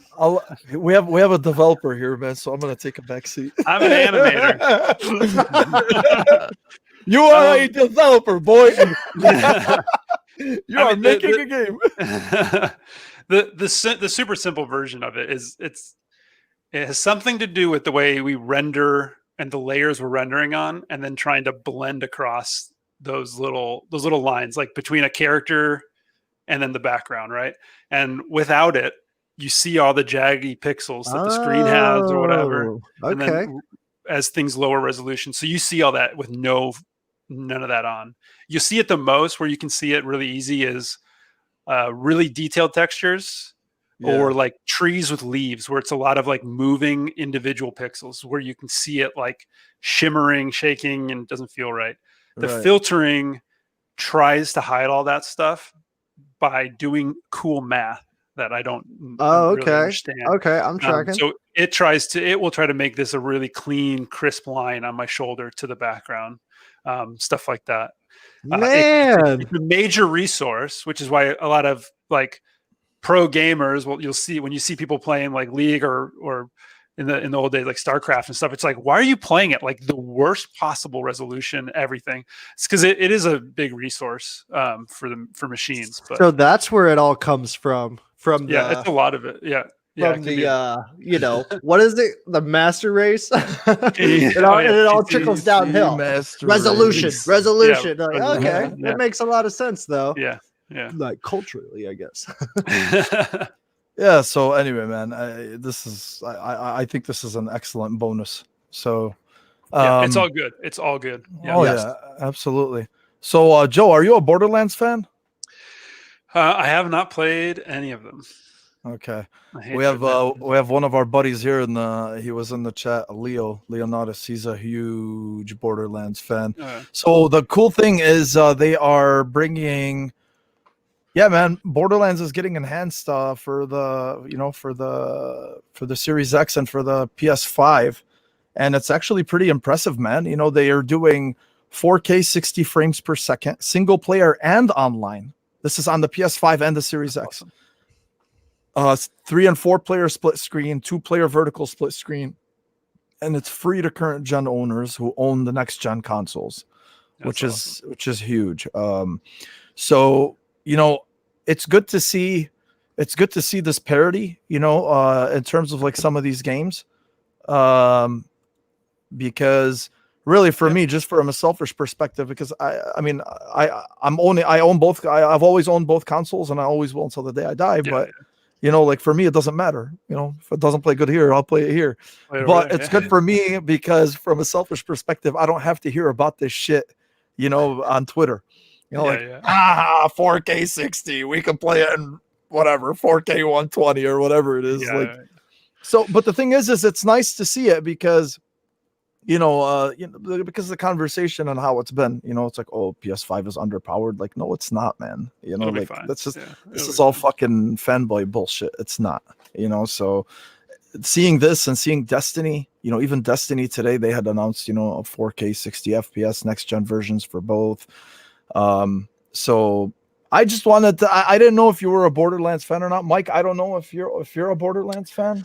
Man, Borderlands is one of those things where it's like, I'll need some mind-numbing multiplayer action. That's what that game is to me. And to be quite honest, Mo, in my like close circle, I don't really I know dudes who play Borderlands and like it, but I don't have those in my close circles. So which in turn, it's never been a game where I would be like, Twitter.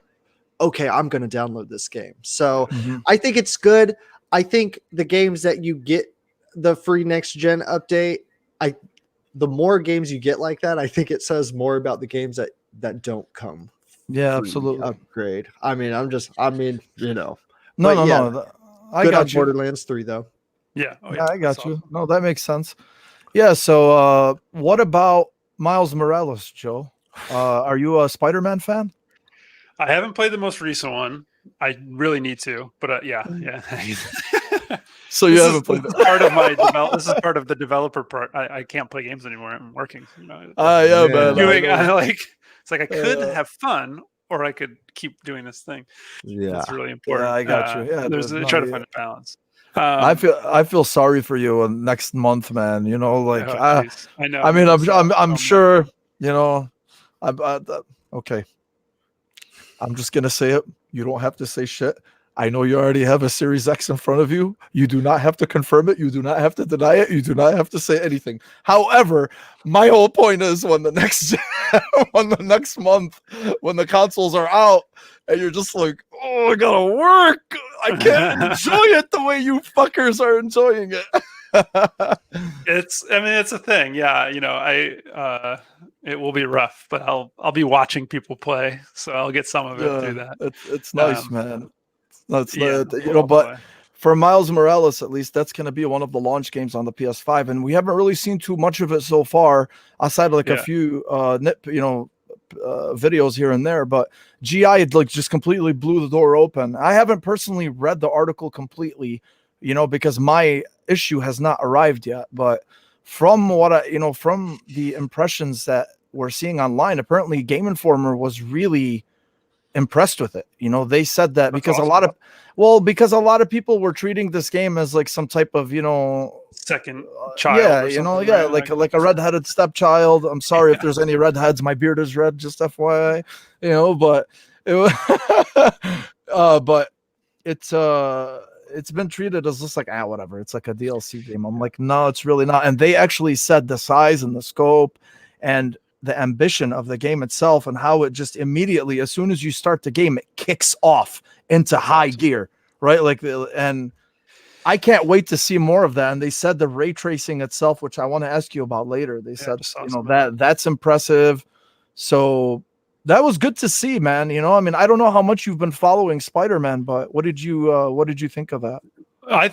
That game's probably going to be amazing. I mean, the reason is they made the other one, right? That came out a year and a half ago, something like that. Yeah. That means that they tuned in on their engine. They tuned in on the design, made it really good. And then it's like, here, have another year and a half to make that even better.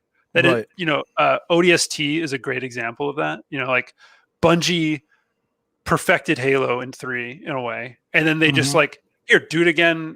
Do it with it. Don't change any tech. Just make more good stuff. And ODST is like amazing. Like it is a phenomenal experience. That's what Miles Morales will probably be. Because Spider-Man was a good game. I didn't play it, but I mean, everybody knows it. Everybody loved that game, right? This is just going to be more awesome Spider-Man stuff with a team that it mastered the engine to make the first one. Development or devs that like know their tools they made, and they're just going to be tinkering to make them better. It's going to be awesome. And that's why the ray tracing is going to be able to come in and be super cool. Animations probably just improve because they just have time to tweak them and add more stuff. This is like perfect situation for gamers and for developers, I think. Yeah. Oh yeah. Everyone Absolutely. should be excited about it. Oh yeah. So that's what did you think, Mike? Shit, bro. It is looking good. At first, I didn't care too much about it. And yeah, Joe, what you're saying, it's like they did it good. And now it's like focus in on it, make it better. But it's different enough to where they kind of have some creative like freedom or whatever. Yeah. I do like the whole like where he zips through the tunnel and then it's like bam, open world. So that kind of, shows you the speed and stuff. Very cool. And a little bit of me because I always try to see from a good side and a bad side, and a little bit of me, I was like, I bet there's an animation though before that shit happens, and there is. It's very, very small. It's not like a cut scene. It's just like hey, I'm pulling the lever kind of animation, and then he's like flip, I'm out of there, and I was like, okay. When I see him swing, he does like. I know it's like iconic with his arms and shit. Like in the Spider-Verse movie, he like is trying to maintain his balance within, your like zero gravity basically. But to me, it was just like, there is so much flow in his arms and legs. It's like, but it does give me that sense of like, he's a spider. So I don't know. I'm still trying to get around that. But one of the most impressive things I saw was when he was swinging and he landed on the ground. His whole body did he did a forward roll and his whole body imprinted in the snow. And I like rewinded it. And I was like, dude, yo, man, everything looks tangible is kind of what I'm trying to say. Like everything looks like you could touch it or it's somewhat interactable, like within the game itself. So, and whenever you got Game Informer saying stuff like ambitious, it just makes me feel like maybe it's a bigger game than what I It initially is. thought. This was all fanboy bullshit, dude. That's it. This was all it is. It's a fucking full-fledged game, and on top of that, like, are people forgetting it's Insomniac? Like, come on, Right. man. You know, Right. like, I mean, it's not some it's not some run-of-the-mill developer who just got into for, you know, like this is Insomniac at the end of the day. And the other thing too that I found was interesting is how, as they said, dude, so it's gonna have performance mode on the PS5, which is dynamic 4K 60 frames per second. And then there's the PS5 fidelity mode, which is 4K 30 FPS with ray tracing and other visual improved visuals. No loading screens, even when fast traveling. And they said the ray tracing was very impressive. That's awesome. That's good to see, because, you know, I still don't know the capabilities of these consoles themselves, and, you know, in terms of ray tracing. So the fact that they had said that about the game, I mean, we'll see. Me personally, I don't know, call it blasphemy. I'm actually going to play the game initially with I'm going to play in visual fidelity mode. You know, dude, like, I'm paying $500 for this machine. I want to see that I want to see that ray tracing. Show it to me. You know, like, I'm not really a huge advocate for ray tracing, by the way. I'll ask you about it later, like, Sure. but because I just feel like what we're getting is not good, or, you know, we're not, there's too much cost for what we're receiving, you know, to enhance the visuals. But I still want to see it, you know. Wow me, that's okay, because my last graphics card was a 1080 Ti, which, if I recall, is not was not it's not, it was a GTX at the time. It was before RTX came out in the 20 series. Anyway, yeah, I'm glad to see that, you know. It's good to see. It's gonna be good for sure. So what did you think about the PS5's SSD, you know, the whole adding more space stuff? Yeah, what did you, because the only reason I'm asking, the only reason I'm mentioning it is because Western Digital, they basically made the first PS5 compatible SSD.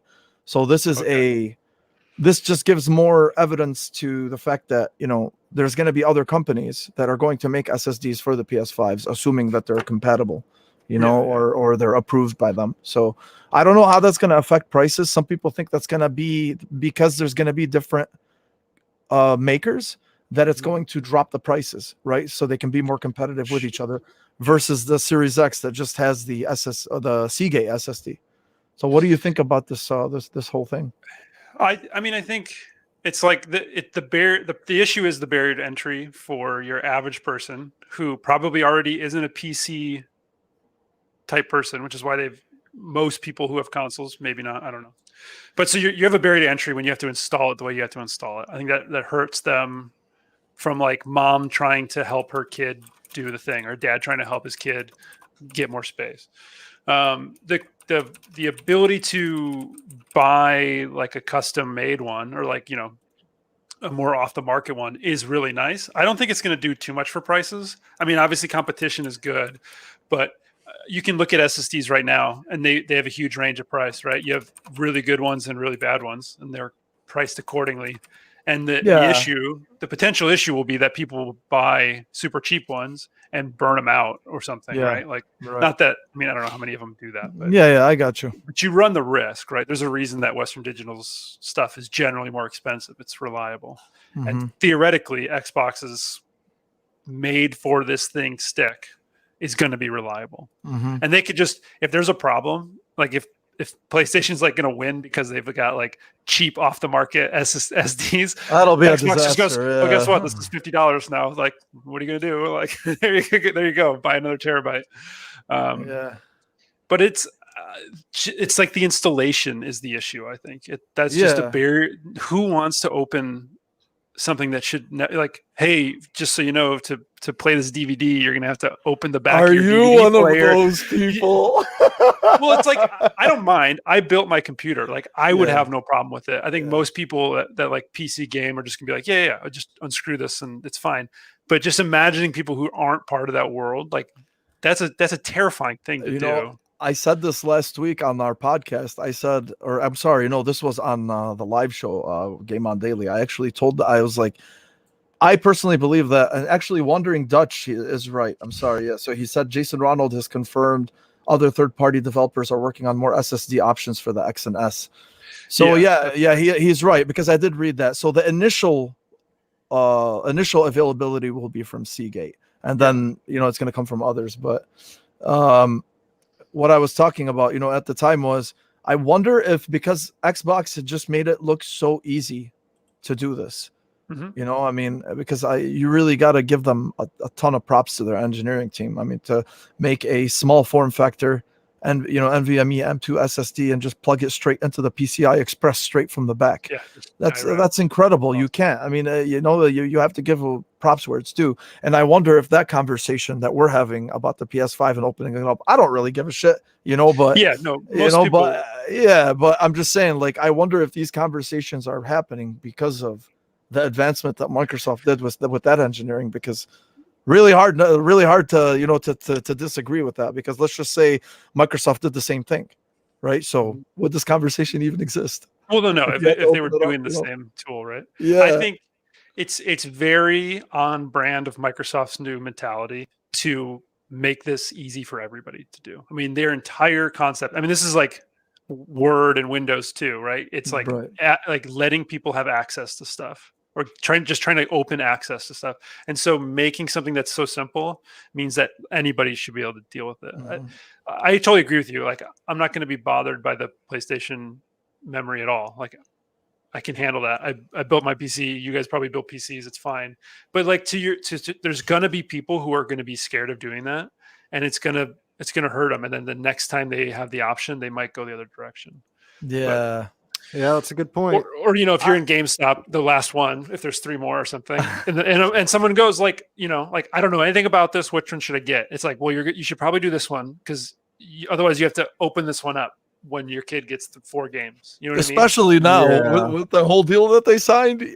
Hey, how about this? Xbox? Yeah. Well, now they're gonna. I wonder if that's included, right? Like, everybody. Look at this nice Xbox monolithic rectangular shape. Yeah, don't you like it? But it's when you talk about the family that doesn't game, buying something for kids, absolutely, that's sort of the right choice, just for complexity and not breaking it on accident, whatever. So. Mike, so for you, because this is interesting, because you weren't into the whole, I was gonna say, like, I am literally what you guys are talking about for the most part. No, but I get the reason why I was interested is because for somebody who doesn't really care too much about the technological space like that, how do you take it, as somebody who's looking at it from like, oh, okay, well, I can plug it into this, or I would have to open this. Because I feel you on that. You know what I'm saying? Like, what's your perspective on it? I did it with my PlayStation 4. I'm confident in doing stuff like that, just because I don't know. Just because I have a small idea. I haven't built a PC or anything like that. Like, granted, I had to look up YouTube on how to switch the SSD out or whatever, but that's fine.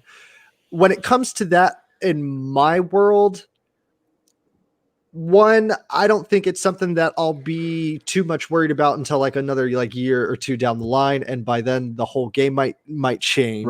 Right. But then, like, when you mention children and the family, you know what I mean, Joe? Like, that does spark it. You know what I'm saying? When it comes to the energy that I have to whether I want to take a console apart or not, I'll take it apart for that, because to me it's worth it. To me it's worth it. Yeah. But I could totally see that little bit of thing where it's like, oh, hey mom, I want this or this, but I just bought, once your kid buys 5 games, that's pretty much what the console is going to hold. Like, now your dad or your father or whoever is going to have to kind of learn how to take apart a PlayStation if you go this route.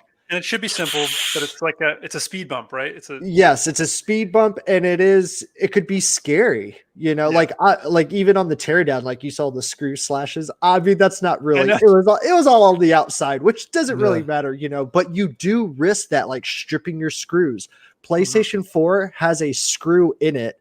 And it's like they almost knew that you were going to take it apart at one point if you're like advanced a little bit. And it has a triangle, circle, X square on the screw. And I'm like, that's like cool, I guess, but nobody's going to see it. But it's one of the main screws that you got to take off to put that thing in there. And I'm just like, you guys had to have thought that through ahead of time. Yeah. So, but yeah, man, Like, I'm gonna get both anyway, so it doesn't matter. But I'm not gonna lie though, whenever I see Xbox's little chip thing, I'm like, Yeah. that's fucking rad, dude. That is rad. I mean, if you sexy, could, man. It's if sexy. both of yeah. them were going to be the same, right? If Sony and PlayStation or Xbox are both going to have the same system, which of the two systems would you choose? Port right in the back. Like, why would you want both of them to need to be opened, right? Yeah. So Yeah, there's your ease answer. of access, man. Ease of Yeah. access, absolutely.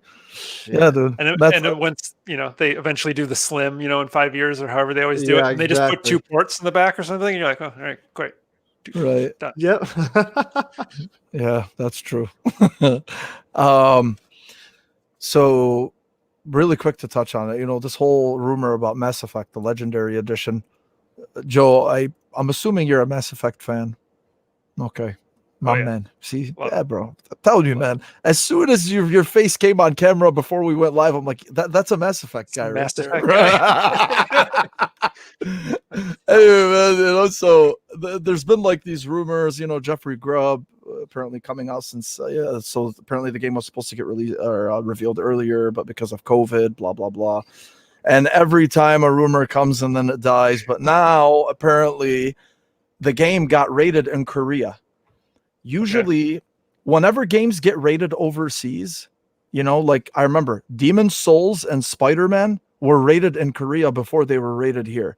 That was the first indication that they were. This is before Demon's Souls was confirmed to be a launch title. Okay. This was before they said it was gonna be. Even Spider-Man. Spider-Man was not confirmed to be a launch title at the time, but they got rated in Korea together, if I remember correctly, and that's usually an indication that something is brewing. And literally a few days later, this whole Demon's Souls thing comes out. It's just like, oh shit, this game's coming out at launch. These motherfuckers did it. That's crazy. So I'm wondering whether,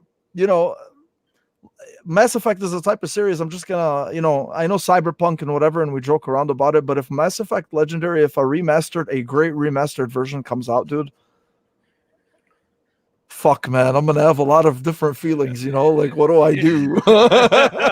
Like, what do I do here? Do I want to play this entire series? Of course I do, but then that'd be tough to not do it, right? These nice little shiny games that are just gonna be waiting for me. Damn, man.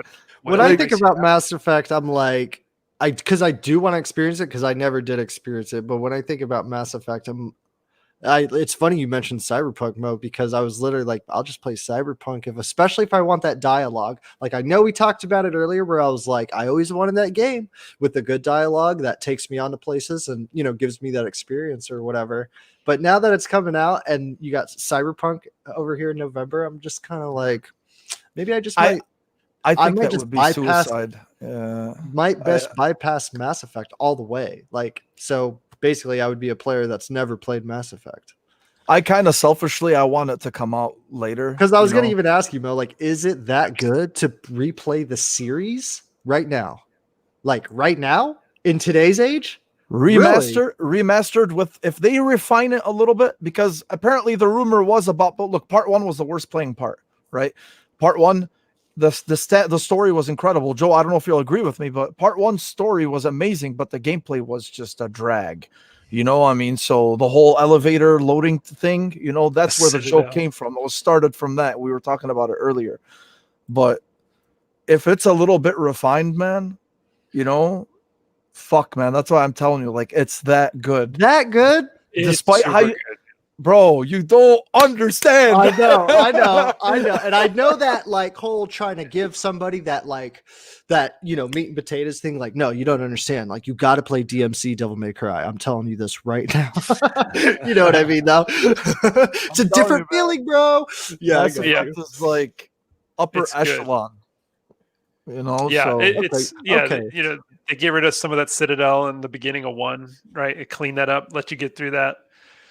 Few other things, maybe fix the ending of 3. Absolutely, it's amazing. So, I love the first one still. I still love the gameplay of the first one. I understand why people like had some trouble with it. It's a little floaty stuff. Yeah, was it the Maverick, right? The vehicle, is that the first one's vehicle? No, it was the vehicle was called the come on guys, somebody help me. Oh, Leo. geez, yeah. I know. Oh, I know. I got the image in my head. It's not Swordfish. my god, I Geez. can't remember the name of the car. Anyway, everybody Yeah. it drove people crazy, right? Like people generally didn't like it. I had a bug probably, but I had jumped it and flipped upside down at one point and like did a full barrel roll as a missile came like right underneath it. So I basically like backflipped the vehicle over some missile coming at me. And I was like, this is pretty much the best game ever. That was the coolest shit ever. No one was there to see it. It's like this thing I had by myself, but I was like, yeah, I love this game. I will love that moment. I still remember that. Wasn't it called the Mako? Yes, there you go. It was the Mako, wasn't it? That's what it was. You guys, my hands were here. I didn't look up anything. I promise. This is all off of memory. I swear to God, it was all of Nice, bro. No, I think it was. Two was just such an amazing game. I mean, one of the best. That's an all-time high of a game. Yeah, so worth playing.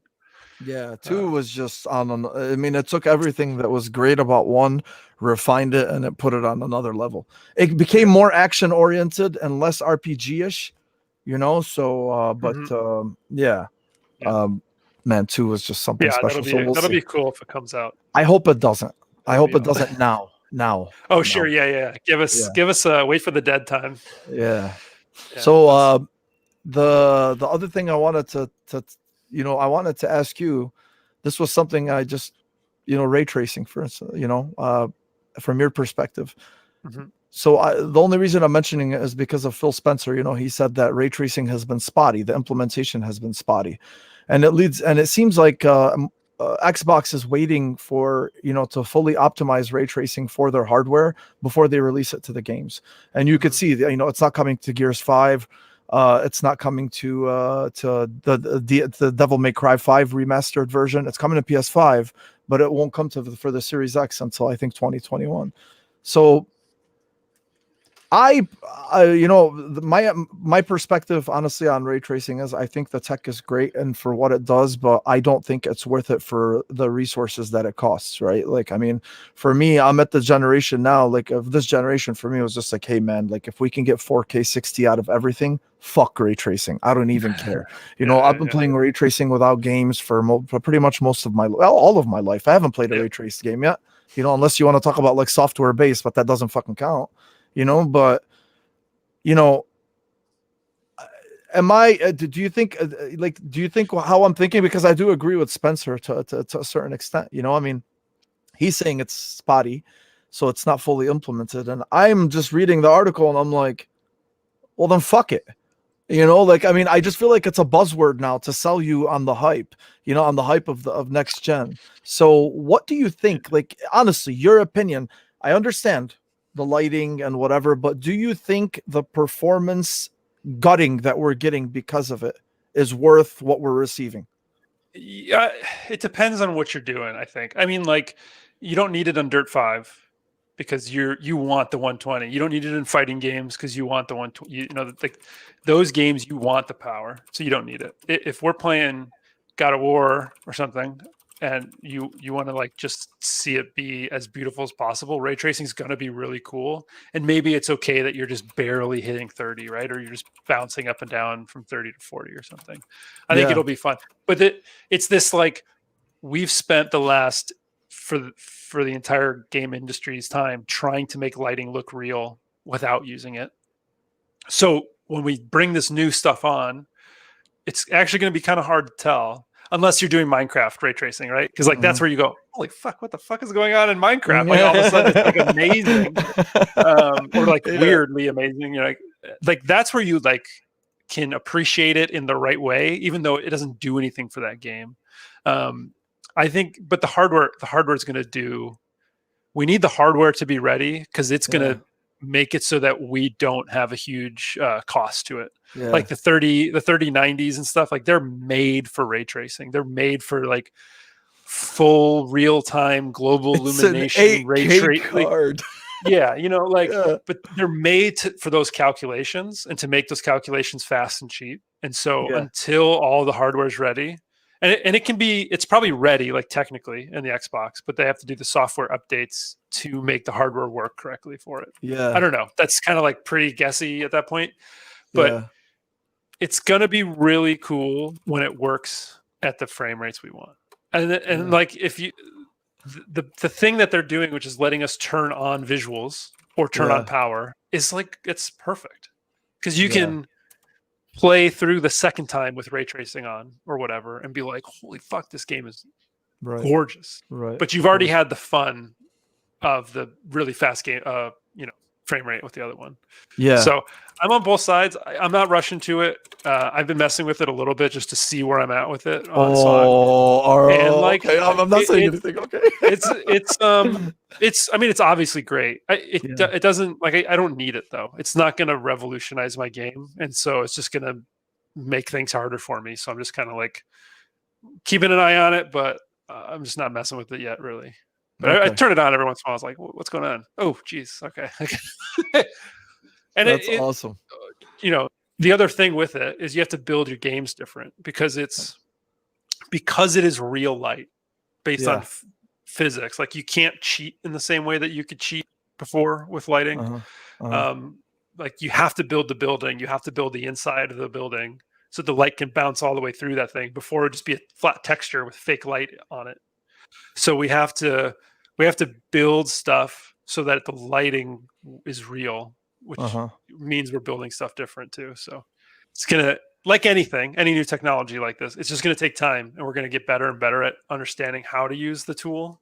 It'll be a time where, I mean, games are gonna become gorgeous because of this thing. It's just gonna take time for people to understand it. That emphasis on gorgeous, I was like, I kind of know what you're talking about. Well, it's like, I mean, you've seen the real-time demos of it, right? And it's just or like the Mandalorian stuff. Have you seen any of that stuff where it's like, so Mandalorian was filmed on a set which was a big screen, right? And the camera was set up and it tracked the background, and that's basically running. It probably had like 100, GPUs in it, but it was running full real-time, global illumination, ray tracing, everything, so that it was as clean as possible. So just I mean, the backgrounds of almost every shot in The Mandalorian are running in Unreal, and like live on stage. That's not like composited later. That's like happening as they're filming. Yeah. That is real-time rendered CG in the background as they're acting. Okay, I'm tracking. The screen is illuminated, so they're actually getting real light from the environment. We're like old bad compositing CG. It's like, well, the sun's in the wrong place, and like everybody stands out weird because the lighting doesn't match up. It's like literally they're actually at that place when they're filming, because the light from the screens in the background. Everybody should check this thing out. It's not super know cool. that. I saw the special, and like I was like, "Ooh, okay, I need to watch that." Next time I get into my Star Wars thing. But I'm always into the creative thing. That's very interesting. So they're basically using real light, but they're using real light to whatever planet they're on. Holy shit, that's cool. Yeah, the screen's illuminated, so it's shining the orange from the sand. So the orange from the sand's catching on their faces and stuff. Holy shit! And so that stuff's all real time. So I gotta see this. That's where ray tracing is taking us. Okay. So if you want to see where the future's going, is you can look at Mandalorian, which is like crazy. It's like the super, beautiful Star Wars movie. Yes. That's where it's going. God, that's amazing, dude. I'm gonna see that. That makes sense, man. Like, I'm not too keen on ray tracing as of right now. I have seen it, and it looks like that little bit of polish that I wouldn't mind if I didn't have, but it's like, whoa, when you have it, it's like very impressive. And to see that it's a little spotty nowadays, like, if anything, I'm more so, because I was mostly a console gamer, I'm more so looking to 60 frames per second above anything else. Totally. I'm good at a 1440p, 60 frames per second, if it runs very, very well and stuff like that. I'll even shoot low and go 1080p, 60 frames per second now, just because I'm a peasant or whatever. But yeah, man, ray tracing, I do expect it though. Like, whenever Devil May Cry announced their thing, and the dude Matt, he's like the head guy for DMC 5, he was like, dude, ray tracing. He was talking about ray tracing, 3D audio and stuff like that. And he was just, Nero's looking in the mirror or in the glass window. And I'm like, dude, okay. But I also can I'm okay with that faux ray tracing or whatever it is. We talked about that, Mo, or whatever. Like, I'm cool with that too. The software base. Yeah, like I'm not going that slow in my games to be like, whoa, I'm reflecting. Not all the time. It is good maybe in games like The Last of Us, and when you're kind of just like trudging along, you got those slow moments, you know what I mean? But I feel you. But when you're rocking and rolling in Battlefield, you're not going to stop to be like, hey, I'm reflecting off the car. Cool. Yeah. I mean, you might. I don't know. Weird shit happens during firefights. You know what I'm saying? But it's until it like affects the gameplay of stuff too. It's going to be it's only a visual bonus until there's a reason for it to make a game more fun. Of course, yeah, for sure. Well, we'll see. We'll see what they do. It's exciting. Technology is going to be cool. Yeah. It's like we just need some time. It is. Oh yeah. So are you a fan of AC? Obviously, you have to be. You know, are you looking forward to Valhalla at least? I'm super. I mean, obviously, I'm super excited about Valhalla. It's going to be real fun. Yeah. Yeah. I've like most people. I think I've like played random ones and then like skipped 3 and then played the next one and then but I'm super excited about Valhalla. I'm definitely gonna put some time aside to play that, at least to see what they're doing. I mean, there's a lot of cool stuff in there. I'm kind of on I kind of also hit a media blackout on this in a sense. I watched, well, I mean, not really. I'm lying. You know, they put out like a 7-minute trailer. I think I watched like 3.5 minutes of it yesterday, and then I turned it off. And I don't know if I want to see any more of that game, you know, because I just want to play it. And I want to play it because of its Nordic, you know, settings, you know, and because of the badass main characters and whatnot. And, you know, they had some things that they revealed, you know, they showed the map, you know, it's basically all ancient England. They said there's really strong side characters, social stealth returns. You know, they said you are able to visit America. Oh, that's awesome. Not sure how, you know, but, you know, shorter events replace side quests. And I love that because the side quests in Assassin's Creed are what started to blow the maps for me. And, you know, if they're going to make them more meaningful, like one thing I really loved about Ghost of Tsushima is it has side quests. But it also but the side quests themselves are part of a story. So every side quest that you play, you know, it's like a series of 9, you know, with one specific character. And you're basically going along this story with this person, you know, until they get their retribution or whatever it is. So I think they did that as well, because probably a lot of people over the past few years, you know, a couple of years, have probably told them, hey, like your maps are really big and you're filling it up with too much bullshit. So respect our time a little bit, you know, stop with the junk and start giving us more stuff to add, or more stuff to at least mean. And that's really what happened with me with AC. That's why I played Origins. I put 60 hours into Origins and I never touched it again. And I didn't even finish the second half of the map. I had the entire lower half of the map. So at that point I was like, what the fuck am I doing? You know, like, I mean, the story, you know, there's nothing mysterious about it anymore. You know, I mean, the whole aura, you know, of the assassins and their origin, what really made Assassin's Creed the story. And that, you know, obviously besides the gameplay and the parkour or whatever, but I'm talking about the story itself. For me, that's what I really used to love more than anything. And I feel like that's kind of gotten lost in translation. It's not to take away from the new games. I think the new games are incredible RPGs, but the new games are not incredible AC games.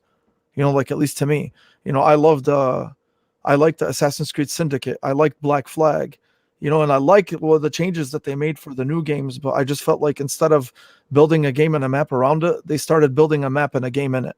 You know, and I just, but the thing is with this, I'm hoping it changes my mind because, you know, Nordic, probably a lot of changes. They said that they listened to you know, to the fans and the things that they complained about, you know, and shit like that. So we'll see how they applied them. But, you know, what do you think about the game? You think you're looking forward to it, you said? I'm definitely looking forward to it. I think, you know, just the scope of what they're trying for, it just alone is interesting, and just to see like how much of of their sailing stuff, which they've done in other games, is going to come across in the longboats, like going up rivers, and like how much real Viking kind of stuff can I do? Because I'm all about just sort of like not following the stories for the most part and just like going off and trying to not break the game, but just live this my own story, right? And the more of that I can do, the happier I'm going to be. The stuff that I'm like I've got a little pause on is the combat. I'm curious about. I think some of it's maybe kind of starting to go a little too superhero, like kind of weird with some stuff. And it's like when you go Viking, you want, and this is of course like as I make my own, and I've got my own opinion on it. It's like I want the more grounded combat. Like this isn't a technology storyline. This is like, you know, the barbarian storyline. So don't, and they seem like they've got all this like kind of like too easy with the arrows, the rush thing where you're kind of like on this like stampede. It's like that starts to kind of get me into this like weird, different mindset. And I'm curious how much that's going to come into play, or if I can just, you know, hit people really hard with axes and hammers and stuff. And maybe I can, and then I just don't need to use some of those other abilities. Or it's a tree and I can just choose not to level them up. So that's where I'm like a little concerned, I guess. But all up, I'm super excited about it. Yeah, look at Mike. I know you're excited for Assassin's Creed. Man, I am excited, but now you got to think, man. This comes out a week and some change before Cyberpunk, and a little bit of me. I am super excited to see a new Assassin's Creed because I didn't like Odyssey, but I loved Origins. Valhalla is looking like the direction that I want it to take in the world and the scope, what it feels like, the adventure side. It seems like the buildings have a little bit, I don't know what to describe it as. Like, it's not just columns and pillars and this like one open space. It's like not a square and then just like a whole roof on top. Like, because it's Vikings and it's kind of put together or whatever, it seems a little bit more like Origins, where you got like a random window with a cloth in front of it that you can enter. I like the whole, you can break windows. You gotta use puzzles to open, you know, treasure stuff. I'm with you, Joe, on the combat, because that's the moment the trailer for Odyssey showed him jump off the thing and he like slammed his spear down. I was like, what is this? You know, they're going like super, like basically like power ups, L1 square. Yeah. And like that to me threw me off, because the thing about Assassin's Creed is that, you know, when you're walking through people and he's like shoulder brushing them off and stuff, it's those little animations that make it feel real. And so when your guy can jump off 2 stories onto like jagged rocks and he doesn't take damage, but you still like flow through people, like that disconnects me. So I don't know. I hope they kind of figure whatever that is out, but I'm liking the vibe. I'm liking the whole like trip out on mushrooms. And so it turns into fantasy in a sense. I do like that because it makes sense. But at the same, it's a reason to do it, right? It's like, how do we get gods in here? Well, we could give them drugs. Exactly. That's what they were saying too. They were like, I guess once you get into the Viking like combat and Viking just mythos itself, it gets really like drag. So they kind of wanted a way to like, here's seals on, you know, they show seals in that one little section or whatever. And like, I'm down with that, even though I was skeptical in Odyssey when they brought in Medusa and Anubis and Origins. I was just like, this is cool, you know, I'll go with it, but I'm not really like, it's not the Assassin's Creed of real life that I like so much. You know, the history's real for the most part, or whatever, you know, it's accurate for the most part, but it's falling right in between Odyssey and Origins for me. Like, it's going in a better direction than Odyssey, but it's just, you know, like, I need hands-on with it for sure. Yeah, but then whenever I sit back and think like, but Cyberpunk's coming out, I'm only going to pick one at the time. And yeah, it's just basically what I feel inside. Like, am I feeling futuristic on November 3rd? Am I feeling futuristic, or if I'm feeling like a Viking? You know what I mean? So that is pretty much what I'm going off of. Just the feeling at the time. I think you're totally right calling out the shoulder brushing. Like, that's where the game started, right? That first trailer of the first Assassin's Creed, it was just like, this game's real as fuck. Yeah. And you're just like, I can't wait to do the real stuff, you know? Like, and like, no really feel like an assassin. Yeah. It's like, and it hurts that they're pulling away from that stuff. It hurts, I think. Yeah. Oh, yeah. Absolutely. It's sort of that classic, like, well, more people like it now, so we got to go more the That's direction of like, that's the thing, you know. superhero I stuff. mean, I feel like if you mention this type of opinion sometimes, you know, it's just as if like you're committing blasphemy, and I'm just like, no, man, I'm not saying the game is bad. I'm just saying it's not an Assassin's Creed game. Like, I mean, so fucking sue me, you know. Like, the game is great. No one is knocking the game. It's just it's all it Yeah, just should the way I think their new style should have just been like its own separate RPG type of storyline, you know. So, you know, yeah, it's sad, but whatever. At least for me. Yeah, I'm you excited put a good one, for it. brother.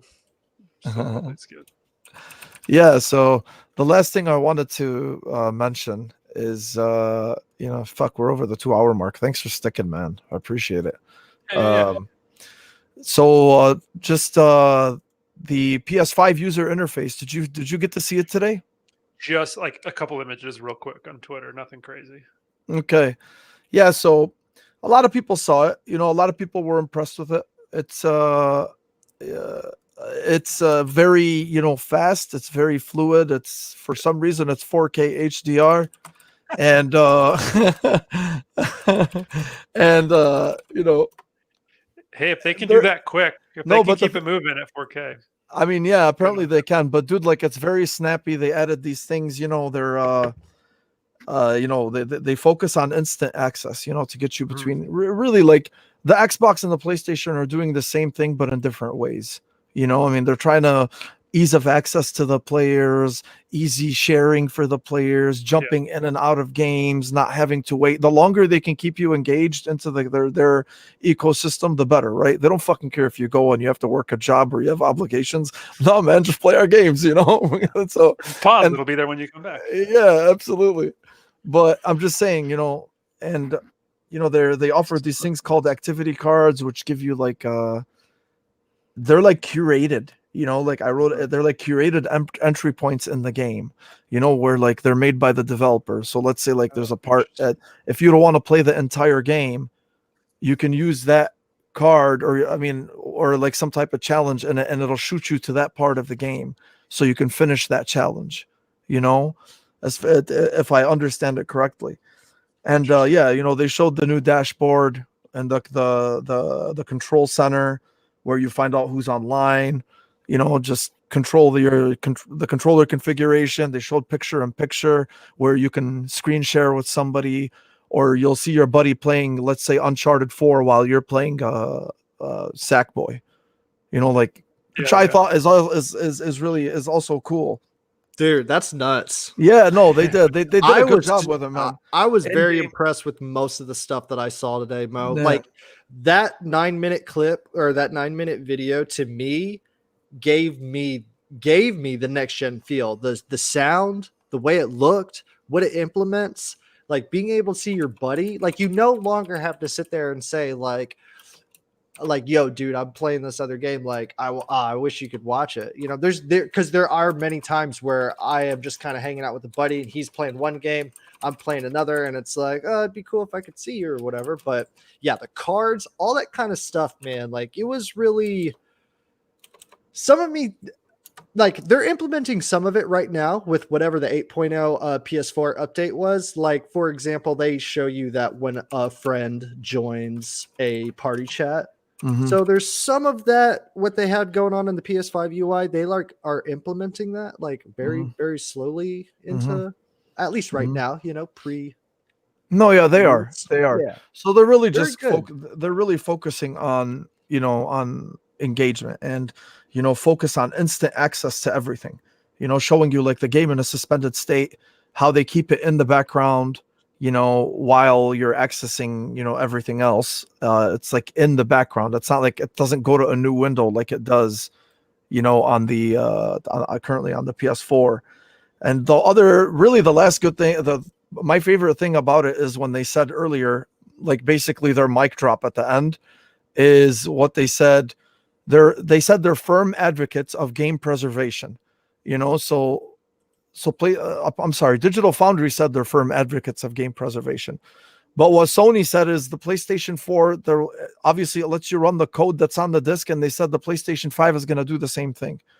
You know, so they said patches are never mandatory except for totally online titles. And they said not being able to run the disc code would be out of the question. So it's nice to see that they're also, that kind of is the reason why they ended up going with, digital and disc based, just like Microsoft did, because it's nice to know that they're still appeasing to people like me who still buy their games physical, and they're not just like, fuck you, you're about to fade out in a few years, everybody's going digital, so I'm happy to see that commitment, from them at least. What did you think? I mean, now that you're seeing it, Yeah, I'm Joel, like watching it a little bit. Yeah. It looks nice. I think any time that they can lower the barrier or like just let me do what I want to do and not like put a bunch of stuff in my face, it's going to be much better. I really didn't like the Xbox, like this generation's kind of core UX. That drove me crazy. It was just like so much noise. And this, I'm already looking at it. I mean, it just looks clean and to the point, which is all we need. I was like, why do you don't want to spend time here if you don't need to, right? You want to get into your game and get out. And I think look at the background. It looks nice. Yeah, it looks real crisp. They're running from their trailer, right? Yeah. So yeah, I think that's awesome. I like Sony, like, I mean, this was also something I saw in Digital Foundry. They always put in, a little bit of extra effort into their user interface. Like you remember the PlayStation 2, the startup, the wave sounds and whatnot. So, and then obviously there's the iconic, when you turn on the PlayStation 1, the noise, so I like that they, I like Microsoft's approach to, like, hey, we have this unified system. Let's keep it the same way. It doesn't matter at the end of the day, you're going to play games. But the thing is like for the people that are just like, well, who cares? It's a user interface. But if you're a PlayStation fan, I mean, if you've at least appreciated PlayStation consoles from before, this is like something cool to see, because that they're going to do something a little bit unique with their user interface. And it seems like today they really delivered on that end. Kind of shitty that they showed it so late, but it looks good. It looks really, really I thought good. about that too, Mo. Why show it so late? Whatever the strategy is or what have you, I did think about that too. Why show it so late? Being on the PlayStation for the last like 5 years or whatever. 5 minutes. You just got home.